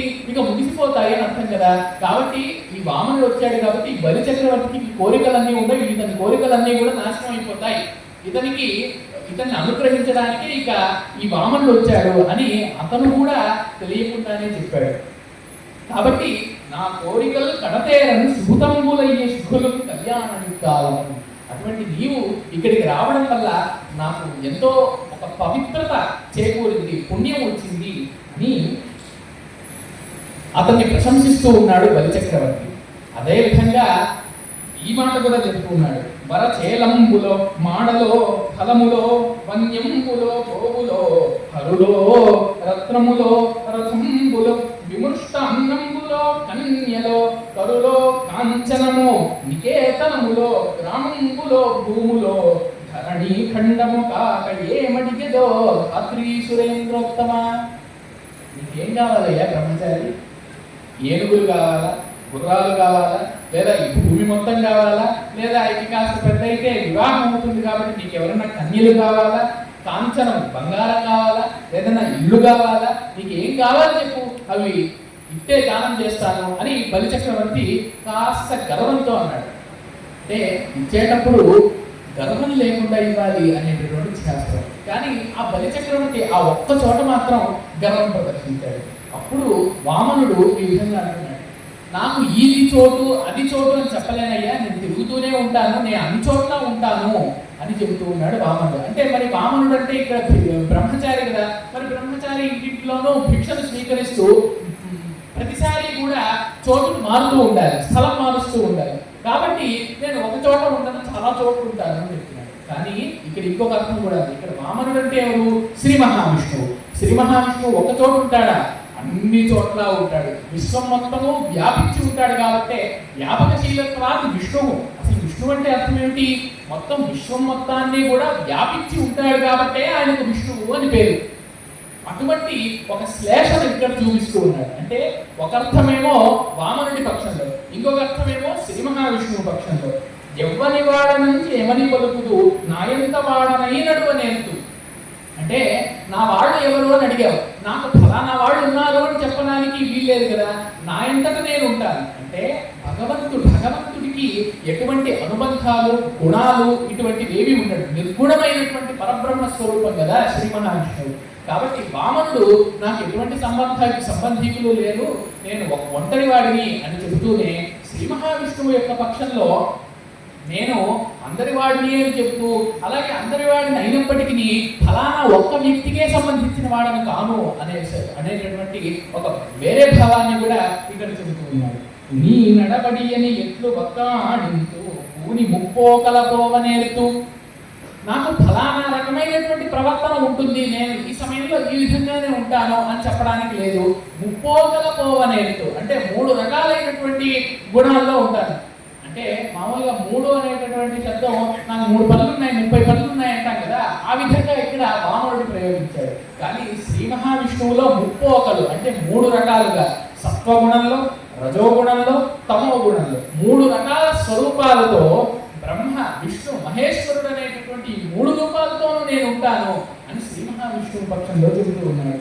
అది నే ఎత్తు ఇది నే ఎత్తు నని ఏద చెప్పంగా నేరుపులన్నీయు నేనెత్తు.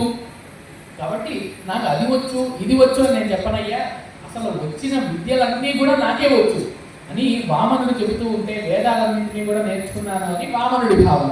కానీ వామనుడు అంటే శ్రీ మహావిష్ణువు కదా, మరి శ్రీ మహావిష్ణువు ఏం చెబుతూ ఉన్నాడు అంటే అది నేర్పు ఇది నేర్పును కాదయ్యా, అన్నీ నాకే వచ్చు అంటే నేనే సర్వజ్ఞుడైనటువంటి శ్రీ మహావిష్ణువుని అనే రహస్యాన్ని మనకు చెప్పకుండానే చెబుతూ ఉన్నాడు. ఒరులుగా నాకు ఒరులకు నేను, నాకు ఎవరు కూడా వేరే వాళ్ళు అనేటటువంటిది లేదు, అందరూ కూడా నా వాళ్ళే. ఒరులకు నేను కూడా అందరి వాడిని. కాబట్టి ఒంటివాడు చుట్టమొకడు లేడు సిరియు తొల్లిగలదు.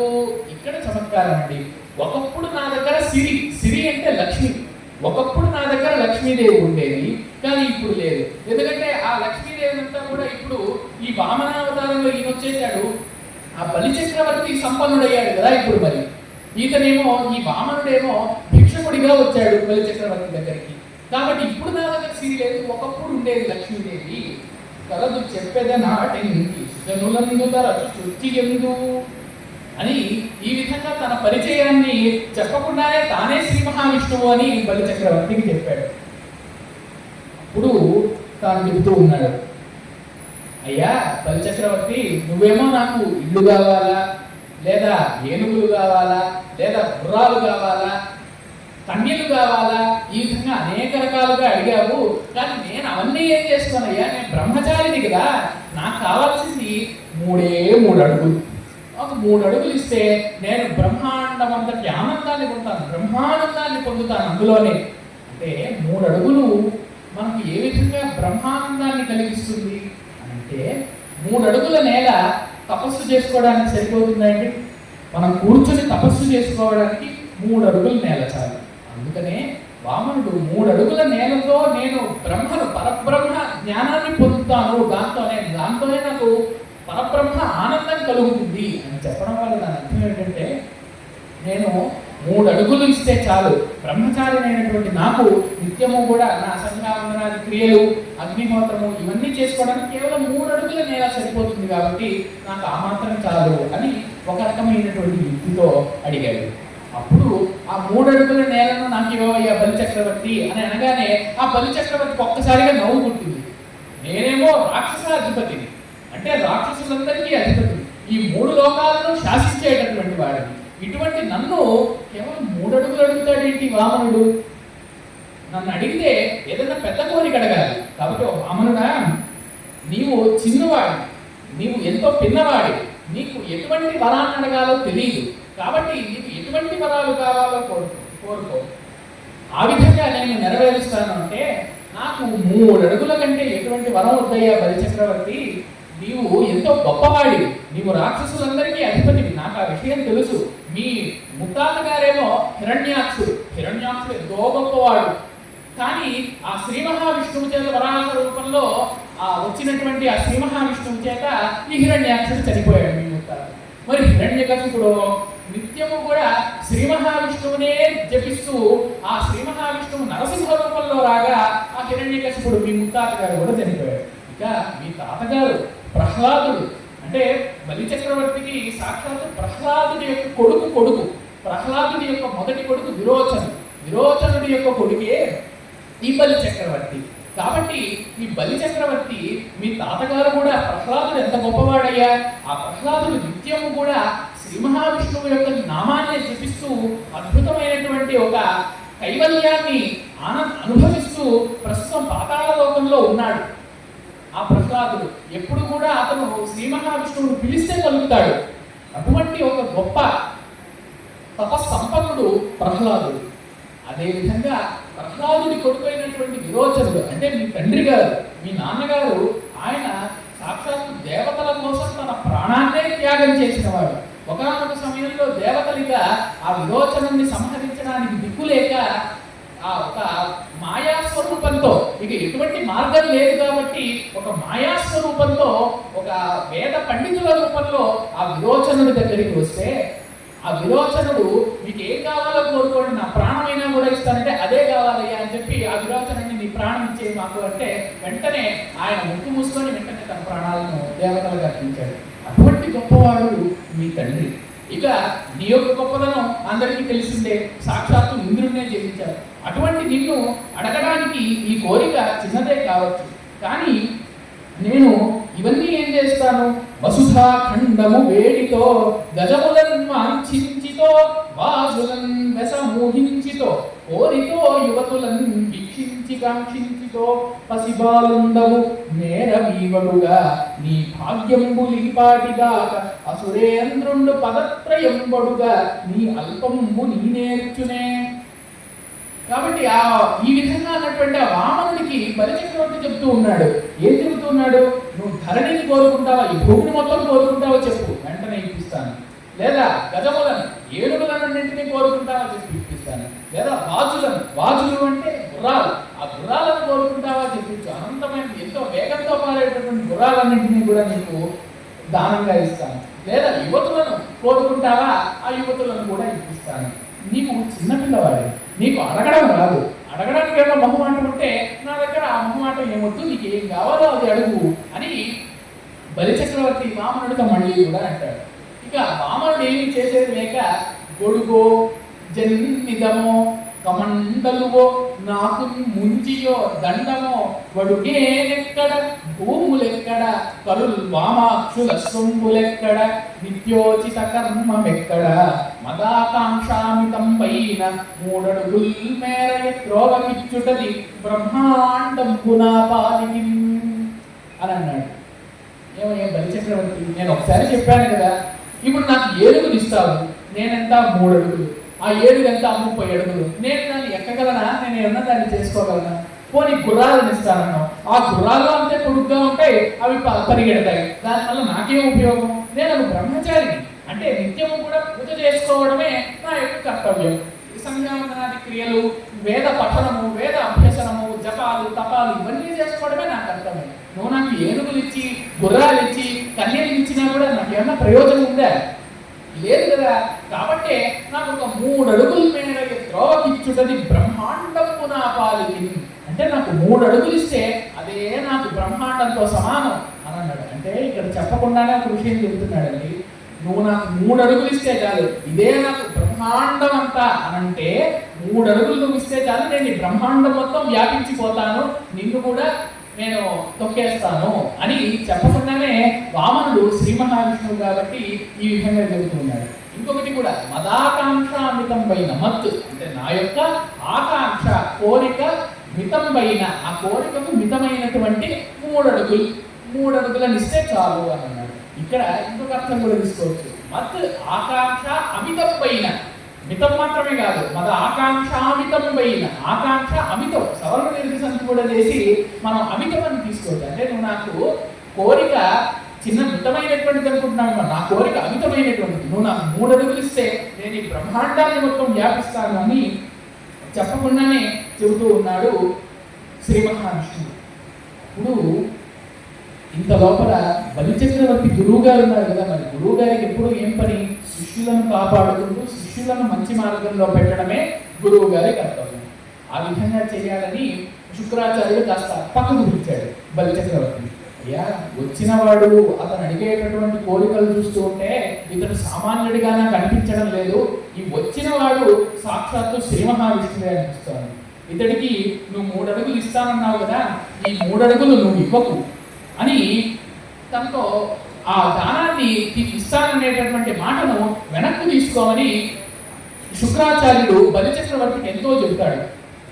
అంటే అప్పుడు బలిచక్రవర్తి అంటాడు, ఏమండి గురువు గారు, మరి నేనేమో ఇస్తానని మాట ఇచ్చాను కదా 3 అడుగులు, ఒక్కసారి కనుక నేను మాటిస్తే ఆ మాటను ఎప్పటికీ తప్పను. 600 అయినా సరే, ఈ బమ్మి తిమ్మి అయినా సరే, నేను ఇటువంటి ఇచ్చినటువంటి మాటను తప్పను.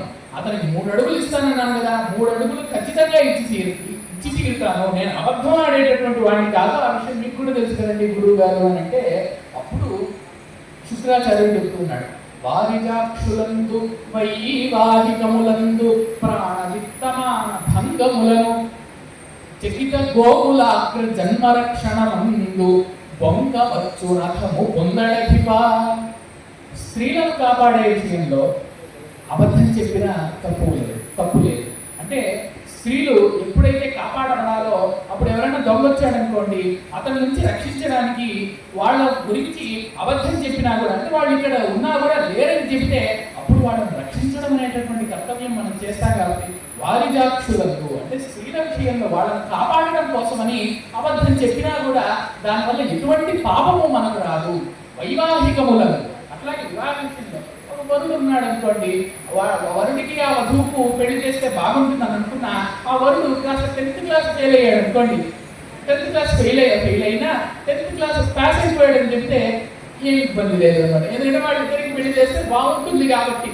మరి 10th క్లాస్లో ఫస్ట్ ర్యాంక్ వచ్చిందని చెప్పకపోయినా పాస్ అయ్యాడని చెప్తే చాలు. కాబట్టి ఆ విధంగా వైవాహికములకు ప్రాణవిత్త మానవికము, ప్రాణం పోయేటటువంటి సమయంలో అబద్ధం చెప్పినా కూడా ప్రాణం నిలపడానికి, ఇతరుల ప్రాణాలను కాపాడడానికి, గోవులను కాపాడడానికి, ముఖ్యంగా మనకు ప్రస్తుతం కావాల్సినటువంటి అంశం అదే.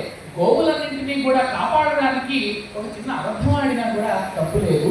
కాబట్టి నువ్వు దానం ఇస్తానన్నావు కదా, ఇదేమో నీ ప్రాణానికి సంబంధించినటువంటి విషయము, నువ్వు ఇప్పుడు ఆ వామనుడికి 3 అడుగులు దానం ఇస్తానని వెంటనే ఇచ్చేసేందుకు నీ ప్రాణం పోతుంది, కాబట్టి ఇక్కడ అబద్ధం ఆడవచ్చు, ఎటువంటి ఇబ్బంది లేదు అంటే అప్పుడు బలిచక్రవర్తి అంటూ ఉన్నాడు, తారే రాజులు రాజ్యముల్ కలుగవే గర్వోన్నతి పొందరే, వారేరి సిరిమూట కట్టుకొని పోవనంజాలిరే, భూమిపై పేరైనందలదే శిబి ప్రముఖులు ప్రీతిన్యశకాములై, ఈరే కోర్కులు వారలం మరిచిరే కాలము భార్గవ. గురువు గారు, నేను ఇప్పుడు అబద్ధం చెప్పి దానం చేయకుండా ఉండవలసినటువంటి అవసరం ఏంటి? ఈ దానం చేయడం వల్ల నా ప్రాణమే పోతుందా? పోనివ్వండి, కానీ దానం చేయడం అనేటటువంటిది ఎంత గొప్పది, ప్రాణం కంటే దానమే గొప్పది. ఎందుకంటే శిబి ప్రముఖులు, శిబి చక్రవర్తి మొదలైనటువంటి వాళ్ళు కేవలం జంతువుల యొక్క ప్రాణాలు కాపాడడానికే తమ ప్రాణాలను కూడా సైతం లెక్క చేయకుండా ప్రాణత్యాగం చేయడానికి సిద్ధపడ్డారు. అటువంటి మహానుభావులే ఉన్నప్పుడు నా ప్రాణం పోయినా కూడా తప్పేముంది, ఆ వచ్చినటువంటి వటువుకు నేను మాట ఇచ్చాను, వామనుడికి మాట ఇచ్చాను, 3 అడుగులు దానం చేస్తాను, కాబట్టి ఏది ఏమైనా సరే నేను అతనికి దానం ఇచ్చే తీరుతాను అని అంటే, అప్పుడు శుక్రాచార్యుడు కూడా ఇక మండిపడి, ఇక నీకు నేనేం చెప్పేది లేదయ్యా బలిచక్రవర్తి, నీ రాజ్యం ఇంకా పోవుగాక, నీ రాజ్యం నాశనం అయిపోతుంది కాక అని ఆయన కూడా పాపం గురువు గారు కోపంలో శపించేశారు. ఆ సమయంలో ఆ బలిచక్రవర్తి తన భార్యతో సహా వచ్చి ఆ వామనుణ్ణి సరిగ్గా నిలబెట్టి ఆ 3 అడుగులు మాత్రమే ఉన్నటువంటి ఆ వామనుడికి ఒక బంగారు పండెంలో ఒక బంగారు కమండలాన్ని తెచ్చి ఆ జలంతో ఆ బ్రాహ్మణ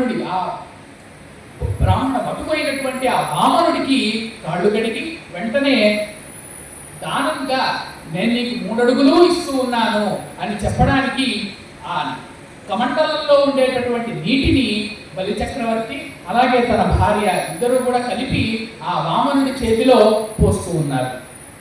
అప్పుడు ఆ భార్య ఉంది చూసారా, బలిచక్రవర్తి యొక్క భార్య, ఆ భర్త ఎటువంటి దానాలను చేసినా కూడా వద్దని చెప్పదు, భర్త ఏం చేసినా కూడా ధర్మంగానే చేస్తాడు అనేటటువంటి ఒక గొప్ప పతివ్రత, ఆ భర్త మీద నిత్యము కూడా భక్తి గౌరవాలను కలిగి ఉండేటటువంటి పతివ్రత బలిచక్రవర్తి భార్య కూడా.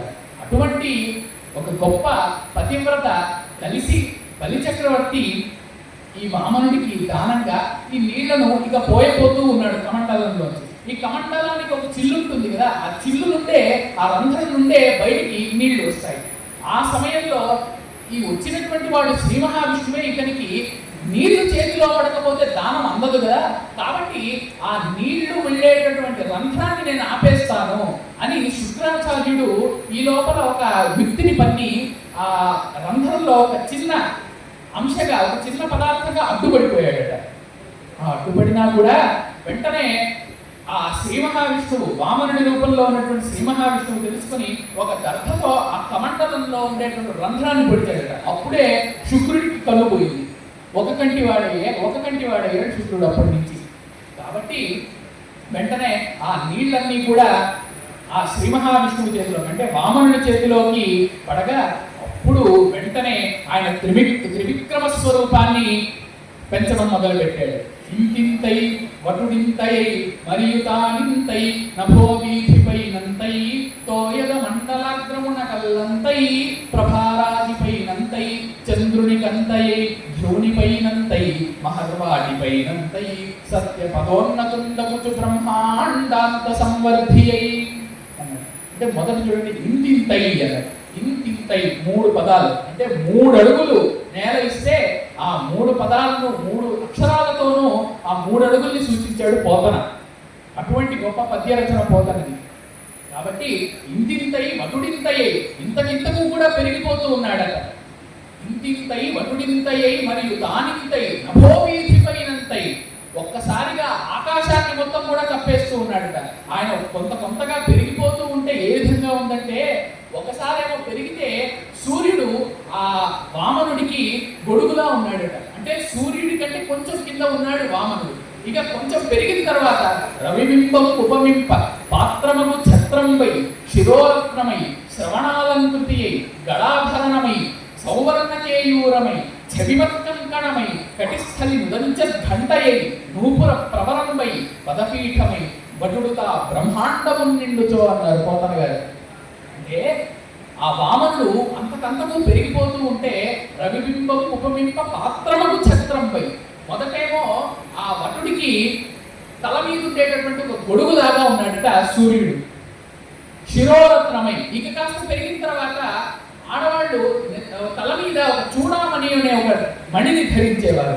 అటువంటి శిరోరత్నంగా ఒక మణిగా తల మీద ఉండేటటువంటి ఒక రత్నంలాగా సూర్యుడు మారాడట. అంటే సూర్యుడు మారడం లేదు, వటుడు ఆ వామనుడు ఎంతకంతకు పెరుగుతున్నాడు కాబట్టి సూర్యుడు కొద్దిగా కిందకు వస్తున్నాడేమో అనేటటువంటి భ్రాంతిని పొందుతూ ఉన్నారు జనులు. కాబట్టి ఒకసారేమో గొడుగయ్యాడు, ఇంకొకసారేమో శిరస్సు మీద ఉండేటటువంటి రత్నమయ్యాడు, శ్రవణాలంకృతి అయి మళ్ళేమో చెవి దగ్గర కమ్మలాగా మారిపోయాడట ఆ సూర్యుడు. గళాభరణమై తర్వాత కంఠంలో ఉండేటటువంటి ఆభరణంలో ఉండేటువంటి మణిలాగా, ఇక చివరకు వచ్చేసరికి కంకణంలాగా మారిపోయాడు. చివర పదపీఠమై ఆ వామనుడి యొక్క పాదాలకు కింద పీఠంలాగా మారిపోయాడట ఆ సూర్యుడు కూడా. అంటే సూర్యుడిని కూడా అధిగమించి ఆయన తన పదపీఠం కింద చేసుకున్నంత ఎత్తునకు ఎదిగిపోయాడు, విశ్వం మొత్తాన్ని వ్యాపించాడు వామనుడు. అప్పుడు అడుగుతూ ఉన్నాడు బలిచక్రవర్తిని, ఏవయ్యా బలిచక్రవర్తి, ఒక పాదమేమో భూమి మీద పెట్టాను, ఒక పాదంతో ఆకాశాన్ని మొత్తం కప్పుకున్నాను, మరి 3 అడుగులు ఇచ్చావు కదా, 3వ అడుగు ఎక్కడ పెట్టను అంటే బలిచక్రవర్తి ఒక్క క్షణం కూడా ఆలోచించకుండా నా శిరస్సునే నీకు 3వ అడుగుగా సమర్పిస్తూ ఉన్నాను, ఎందుకంటే ఇచ్చిన మాట తప్పినటువంటి చరిత్ర మా వంశంలోనే లేదన్నాడు బలిచక్రవర్తి. అప్పుడు వెంటనే గరుత్మంతుని యొక్క కొడుకును పిలిచాడు, తార్క్ష్యపుత్రుడిని. అతన్ని పిలిచి ఇతన్ని పాశాలతో కట్టవయ్యా అని ఆ బలి చక్రవర్తిని పాశంతో కట్టమని చెబుతూ ఉన్నాడు వామనుడు. అప్పుడు చెబుతూ ఉండి వామనుడు బలి చక్రవర్తి భార్యకు కూడా కాస్త సాంత్వన చెప్పాలి కదా, మరి అమ్మా ఏమనుకోకండి, ఈ బలి చక్రవర్తిని ఇప్పుడు కడుతూ ఉన్నానంటే భవిష్యత్తులో అనుగ్రహిస్తానని అర్థము. ఇతడు కేవలం రాక్షసుడైనా ఎటువంటి తప్పులు చేయలేదు, దాన ధర్మాలు చేశాడు, పెద్దలందరినీ గౌరవించాడు, గురువులను గౌరవించాడు, వచ్చినటువంటి వాళ్ళందరూ ఎన్నో దాన ధర్మాలు చేశాడు. కాబట్టి ఇతన్ని నేను ఇప్పుడు కట్టేస్తూ ఉన్నాను అని అంటే, ఇతన్ని ఇప్పుడు శిరస్సు మీద కాలు పెడుతూ ఉన్నాను అని అంటే, ఇతన్ని ఇప్పుడు ప్రస్తుతం వైవస్వత మన్వంతరం, అందుకనే సంకల్పంలో వైవస్వత మన్వంతరే అని అంటారు. ఇప్పుడు వైవస్వత మన్వంతరం. ఈ కలియుగం అయిపోయిన తర్వాత సూర్య సావర్ణి మన్వంతరం వచ్చినప్పుడు నీ భర్తనే అంటే బలి చక్రవర్తినే ఇంద్రపదవిలో కూర్చోబెడతాను. కాబట్టి ఇప్పుడు ప్రస్తుతం ఉండేటటువంటి ఇంద్రుడికి ఈ ఉన్నటువంటి ఇంద్ర పదవిని అప్పచెబుతున్నాడు. ఎందుకు ఇలా చేయాలి? బలి చక్రవర్తి మోసం చేయలేదు కదా. బలి చక్రవర్తి యుద్ధానికి వస్తే కనీసం దేవతలతో యుద్ధం కూడా చేయకుండానే దేవతలు పారిపోయారు. మరి అంతటి బలవంతుడు బలి చక్రవర్తి. మరి ఇక్కడ ఏం మోసం ఉంది అని అంటే, శ్రీ మహావిష్ణువు ప్రస్తుతం ఉన్నటువంటి ఇంద్రుడికి నీవు ఇన్ని సంవత్సరాల వరకు అంటే 43 లక్షల సంవత్సరాల వరకు ఈ ఇంద్ర పదవిలో ఉండాలయ్యా అని ఒక వరం ఇచ్చాడు. మరి ఆ వరం పూర్తి కాకుండానే ఇంద్రుడు వెళ్ళిపోతే మరి శ్రీ మహావిష్ణువు ఇచ్చినటువంటి వరానికి భంగం కలిగినట్టే కదా. ఆ ఇంద్రుడు ఎంతకాలం ఉండాలో అంతకాలము ఉండాలి, ఆ తర్వాతే కొత్త ఇంద్రుడు రావాలి. ఎన్నికలు జరుగుతాయండి. 5 ఏళ్ల వరకు ఒక స్థానంలో ఒక వ్యక్తి ఉండాలి అంటే అతన్ని కాకుండా అక్రమంగా వచ్చి వేరే వాడు తన స్థానంలో కూర్చుంటే ఒప్పుకుంటారా? ఒప్పుకోరు కదా. అదే విధంగా ఇంద్రుడి స్థానంలో ఇంద్రుడు అనేటటువంటి ఒక పదవి, ఆ పదవిలో ఎవరు కూర్చుంటే అతడు ఇంద్రుడు. కాబట్టి ఈ విధంగా ప్రస్తుతం ఉండేటటువంటి ఇంద్రుడికి ఈ ఇంద్రుడి పదవి పూర్తిగా అయిపోయిన తర్వాత అప్పుడు నీ భర్తనే బలి చక్రవర్తినే ఇంద్రుడిని చేస్తాను తల్లి అని బలి చక్రవర్తి భార్యకు కూడా అభయాన్ని ప్రసాదించాడు వామనుడు. అప్పుడు తన 3వ పాదంతో ఆ బలి చక్రవర్తిని పాతాళానికి చేర్చి శ్రీ మహావిష్ణువు వామనావతారంలో ఏం చెబుతూ ఉన్నాడు, మరి నీ భర్తను ఈ విధంగా పాతాళానికి పంపించానని అనుకోకు, నీ భర్త నాకు ఎంతో భక్తుడు. ఆ బలి చక్రవర్తి కూడా శ్రీ మహావిష్ణువు సాక్షాత్కరించిన తర్వాత ఎంతో స్తుతించాడు. ఆ స్తుతించిన తరువాత అప్పుడు చెబుతూ ఉన్నాడు వామనుడు, ఇతడు ఎంతో భక్తుడు నాకు, కాబట్టి ఇతను కలియుగాంతం వరకు పాతాళంలో సురక్షితంగా ఉండే విధంగా నేనే ఇతని తలుపుకు కాపలా కాస్తూ ఉంటానని సాక్షాత్తు అఖిలాండ కోటి బ్రహ్మాండ నాయకుడైనటువంటి శ్రీ మహావిష్ణువే బలి చక్రవర్తికి కాపలాదారుగా మారాడు. అంటే భక్తి ముందర సాక్షాత్తు భగవంతుడే భిక్షుడి రూపంలోనూ వస్తాడు, మన ఇంటి ముందు కాపలా కాస్తాడు. సాక్షాత్తు భగవంతుడే మనం కాపలా కాస్తే ఇంకా మనకు వచ్చిన లోటు ఏమన్నా ఉందా? కాబట్టి అటువంటి భక్తిని మనం పెంపొందించుకోవాలి. ఈ విధంగా అక్కడ ఉండేటటువంటి వాళ్ళందరికీ కూడా అభయాన్ని ప్రసాదించి అప్పుడు వామనుడు కొంత పెరుగుతూ ఉంటే ఆయన నాభి నుంచి వచ్చినటువంటి పద్మం కూడా వికసించింది. ఎందుకంటే శ్రీ మహావిష్ణువు పద్మనాభుడు కదా, పద్మాన్ని నాభి ఎందుగలవాడు, ఆ నాభి యొక్క పద్మం కూడా వికసించింది. అప్పుడు బ్రహ్మదేవుడు అనుకున్నాడట, ఆహా నా గృహాన్ని ఎంత కాలానికి చూశాను, అప్పటి వరకు ఆయన ఇల్లుని సరిగ్గా చూడలేదు. ఎందుకంటే బ్రహ్మ విష్ణువు యొక్క నాభిలో ఉండే పద్మం నుంచే వచ్చాడు కదా, కాబట్టి ఆ పద్మమే బ్రహ్మకు ఇల్లు. నేను ఇప్పటి వరకు నా ఇంటిని సరిగా చూడలేదు. ఇప్పుడు మా నాన్నగారు శ్రీ మహావిష్ణువు వామనుడుగా తన ప్రతాపాన్ని చూపిస్తూ ఉంటే, విజృంభిస్తూ ఉంటే, ఈ సమయంలో ఆ ఆ పద్మాన్ని నా ఇంటిని చూడగలిగానని సంబరపడ్డాడట శ్రీ మహావిష్ణువు.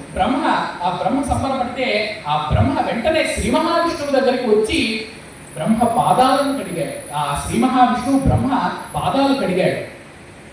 అప్పటి నుంచే బ్రహ్మ కడిగిన పాదము అనే ఒక గొప్ప పాటను కూడా మనం అన్నమయ్య పాటను వింటూ ఉంటాం. ఆ బ్రహ్మ శ్రీ మహావిష్ణువు యొక్క పాదాలను కడిగాడు కాబట్టి అప్పటి నుంచే బ్రహ్మ కడిగిన పాదం అయింది. ఆ బ్రహ్మ పాదాలను కడగడం ద్వారానే అక్కడ గంగా నది ప్రవహించింది. అందుకనే గంగా నదిని శ్రీ మహావిష్ణువు యొక్క పాదాల నుంచి పుట్టినది అనేది కూడా అప్పటి నుండే వచ్చిందన్నమాట. ఆ గంగను మళ్ళీ శివుడు తన జటాజుటాల్లో బంధించాడు. ఈ విధంగా భక్తులు ఎవరైతే నిజమైనటువంటి ఒక భక్తితో తనను కొలుస్తారో, అతడు రాక్షసుడైనా మంచివాడైనా, అతడు నిజమైనటువంటి భక్తితో ఎటువంటి తప్పులు చేయకపోయినా తనను అనుగ్రహిస్తాడు అని చెప్పడానికి ఒక ప్రహ్లాదుడు, ఒక బలి చక్రవర్తి, వీళ్ళందరూ కూడా రాక్షస జాతిలో జన్మించిన శ్రీ మహావిష్ణువునే స్తుతించడం అనేటటువంటి ఒక గొప్ప అంశాన్ని, ఒక గొప్ప భక్తిని వాళ్ళు పొందారు. కాబట్టి ఈ విధంగా వాళ్ళందరూ కూడా ధరించారు. కాబట్టే ఈ వామన చరిత్రను మనం అందరం కూడా ఈ వేళ తెలుసుకోవడం వల్ల అక్షయమైనటువంటి పుణ్య సంపద మనకందరికీ కలుగుతుంది. ఈ భాగవత పురాణాన్ని ఎవరైతే వింటారో వాళ్ళందరికీ ఈ జన్మలోనే అద్భుతమైనటువంటి భక్తి ద్వారా కైవల్య ప్రాప్తి కూడా ఉంటుంది అని తెలియజేస్తూ, స్వస్తి ప్రజాభ్యః పరిపాలయంతాం న్యాయేన మార్గేణ మహీం మహీషాః గోబ్రాహ్మణేభ్యః శుభమస్తు నిత్యం లోకాః సమస్తాః సుఖినో భవంతు. స్వస్తి.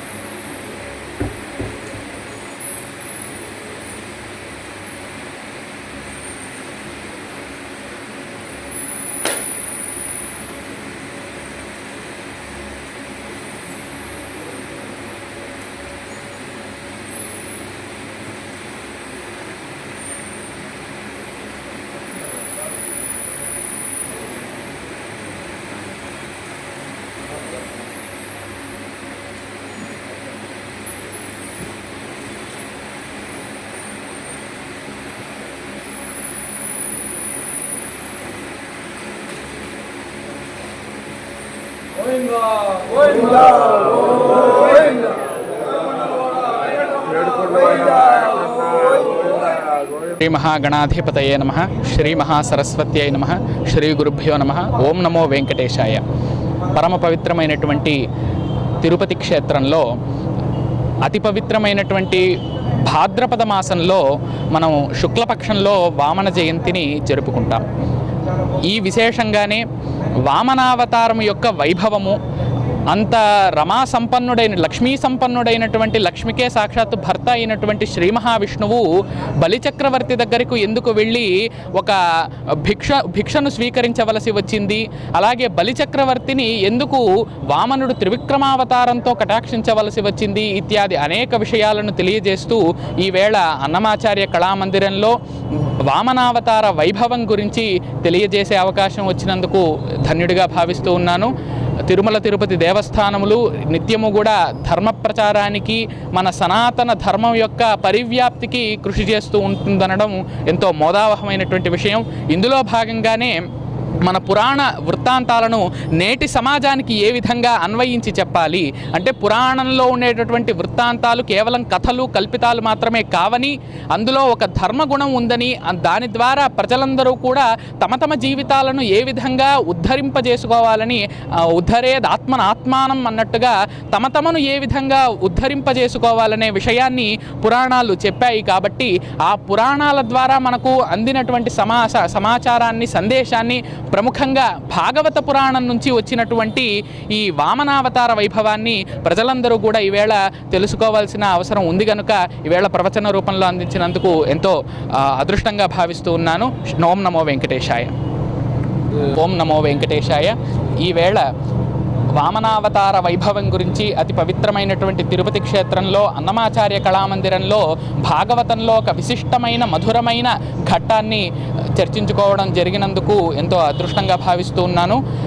ప్రముఖంగా మన పురాణ వృత్తాంతాలను, అందులోనూ ముఖ్యంగా భాగవత పురాణంలోని విశేషాలను జనులందరూ కూడా తమ నిత్య జీవితాల్లో అన్వయించుకొని దాని ద్వారా వచ్చేటటువంటి ఒక సామాజిక సందేశాన్ని, ఆధ్యాత్మిక చింతనను తెలుసుకోవలసినటువంటి అవసరం ఉంది. కాబట్టి ఈవేళ తిరుమల తిరుపతి దేవస్థానముల ఆధ్వర్యంలో ఈ వామనావతార వైభవం మీద అన్నమాచార్య కళామందిరంలో ప్రవచనం చేయడం ఎంతో సంతోషంగా భావిస్తున్నాను. ఓం నమో వెంకటేశాయ. ఈరోజు తిరుమల తిరుపతి దేవస్థానం వారి సౌజన్యంతో అన్నమాచార్య కళామందిరంలో బాల అవధాని భరత్ శర్మ గారు వామన అవతారం మీద ఇచ్చిన ప్రవచనము మాకు ఎంతగానో ఆకట్టుకుంది. ఈ బాల అవధాని ప్రవచనం శ్రోతలను ఎంతగానో ఆకట్టుకుంది. ఆ ప్రవచనాలు వింటుంటే ఎంతో మధురాతమైన ఆనందం మాకు కలుగుతుంది. బాల అవధాని భరత్ శర్మ గారికి ప్రత్యేక ధన్యవాదాలు తెలియజేసుకుంటాం. ఓం నమో వెంకటేశాయ. వాగర్ధావివ సంప్రాప్తౌ వాగర్ధ ప్రతిభక్తయే జగతః పితరౌ వందే పార్వతీ పరమేశ్వరం. ఈరోజు తిరుపతి పట్టణంలో అన్నమాచార్య కళామండపంలో ప్రతినిత్యం జరుగుతున్నటువంటి భాగవతోత్తముల భాగవత ప్రవచనాల్లో ఈరోజు అత్యంత ముఖ్యమైనది, తన భక్తుణ్ణి కటాక్షించడం కోసం శ్రీ మహావిష్ణువు ఎలా అవతారాలు అవుతాడో అలాంటి అవతారంలో వామనావతారం విశిష్టమైనటువంటిది. జనరంజకమైన పాలన అందిస్తున్నటువంటి బలచక్రవర్తికి మోక్షం ప్రసాదించడం కోసం వామనావతారమై వటుడై ఈ భూమి మీద అవతరించి వారికి మోక్షాన్ని ఇవ్వటం కోసం ఇంద్ర పదవిని ఇచ్చినటువంటి మహానుభావులు శ్రీ మహావిష్ణువు. భక్తుడిని కోరుకుని భక్తుడికి ఏది కావాలో ఇవ్వాలన్నా కూడా ఆ పరమేశ్వరుడు విష్ణుమూర్తి తన భక్తుల్ని కటాక్షించడం కోసం అలాంటి చరిత్రని, ఆ వామనావతార చరిత్రని ఈరోజు అన్నమాచార్య కళామండపంలో చిరంజీవి బాల అవధాని ఈ భరత్ శర్మ గారి ప్రవచనం చక్కగా జరిగింది. వారిని పండిత పామరులు కూడా అత్యంత సులువుగా అర్థమయ్యేలా వాళ్ళ ప్రవచనం సాగినందుకు వారికి ధన్యవాదాలు తెలియజేస్తున్నాం.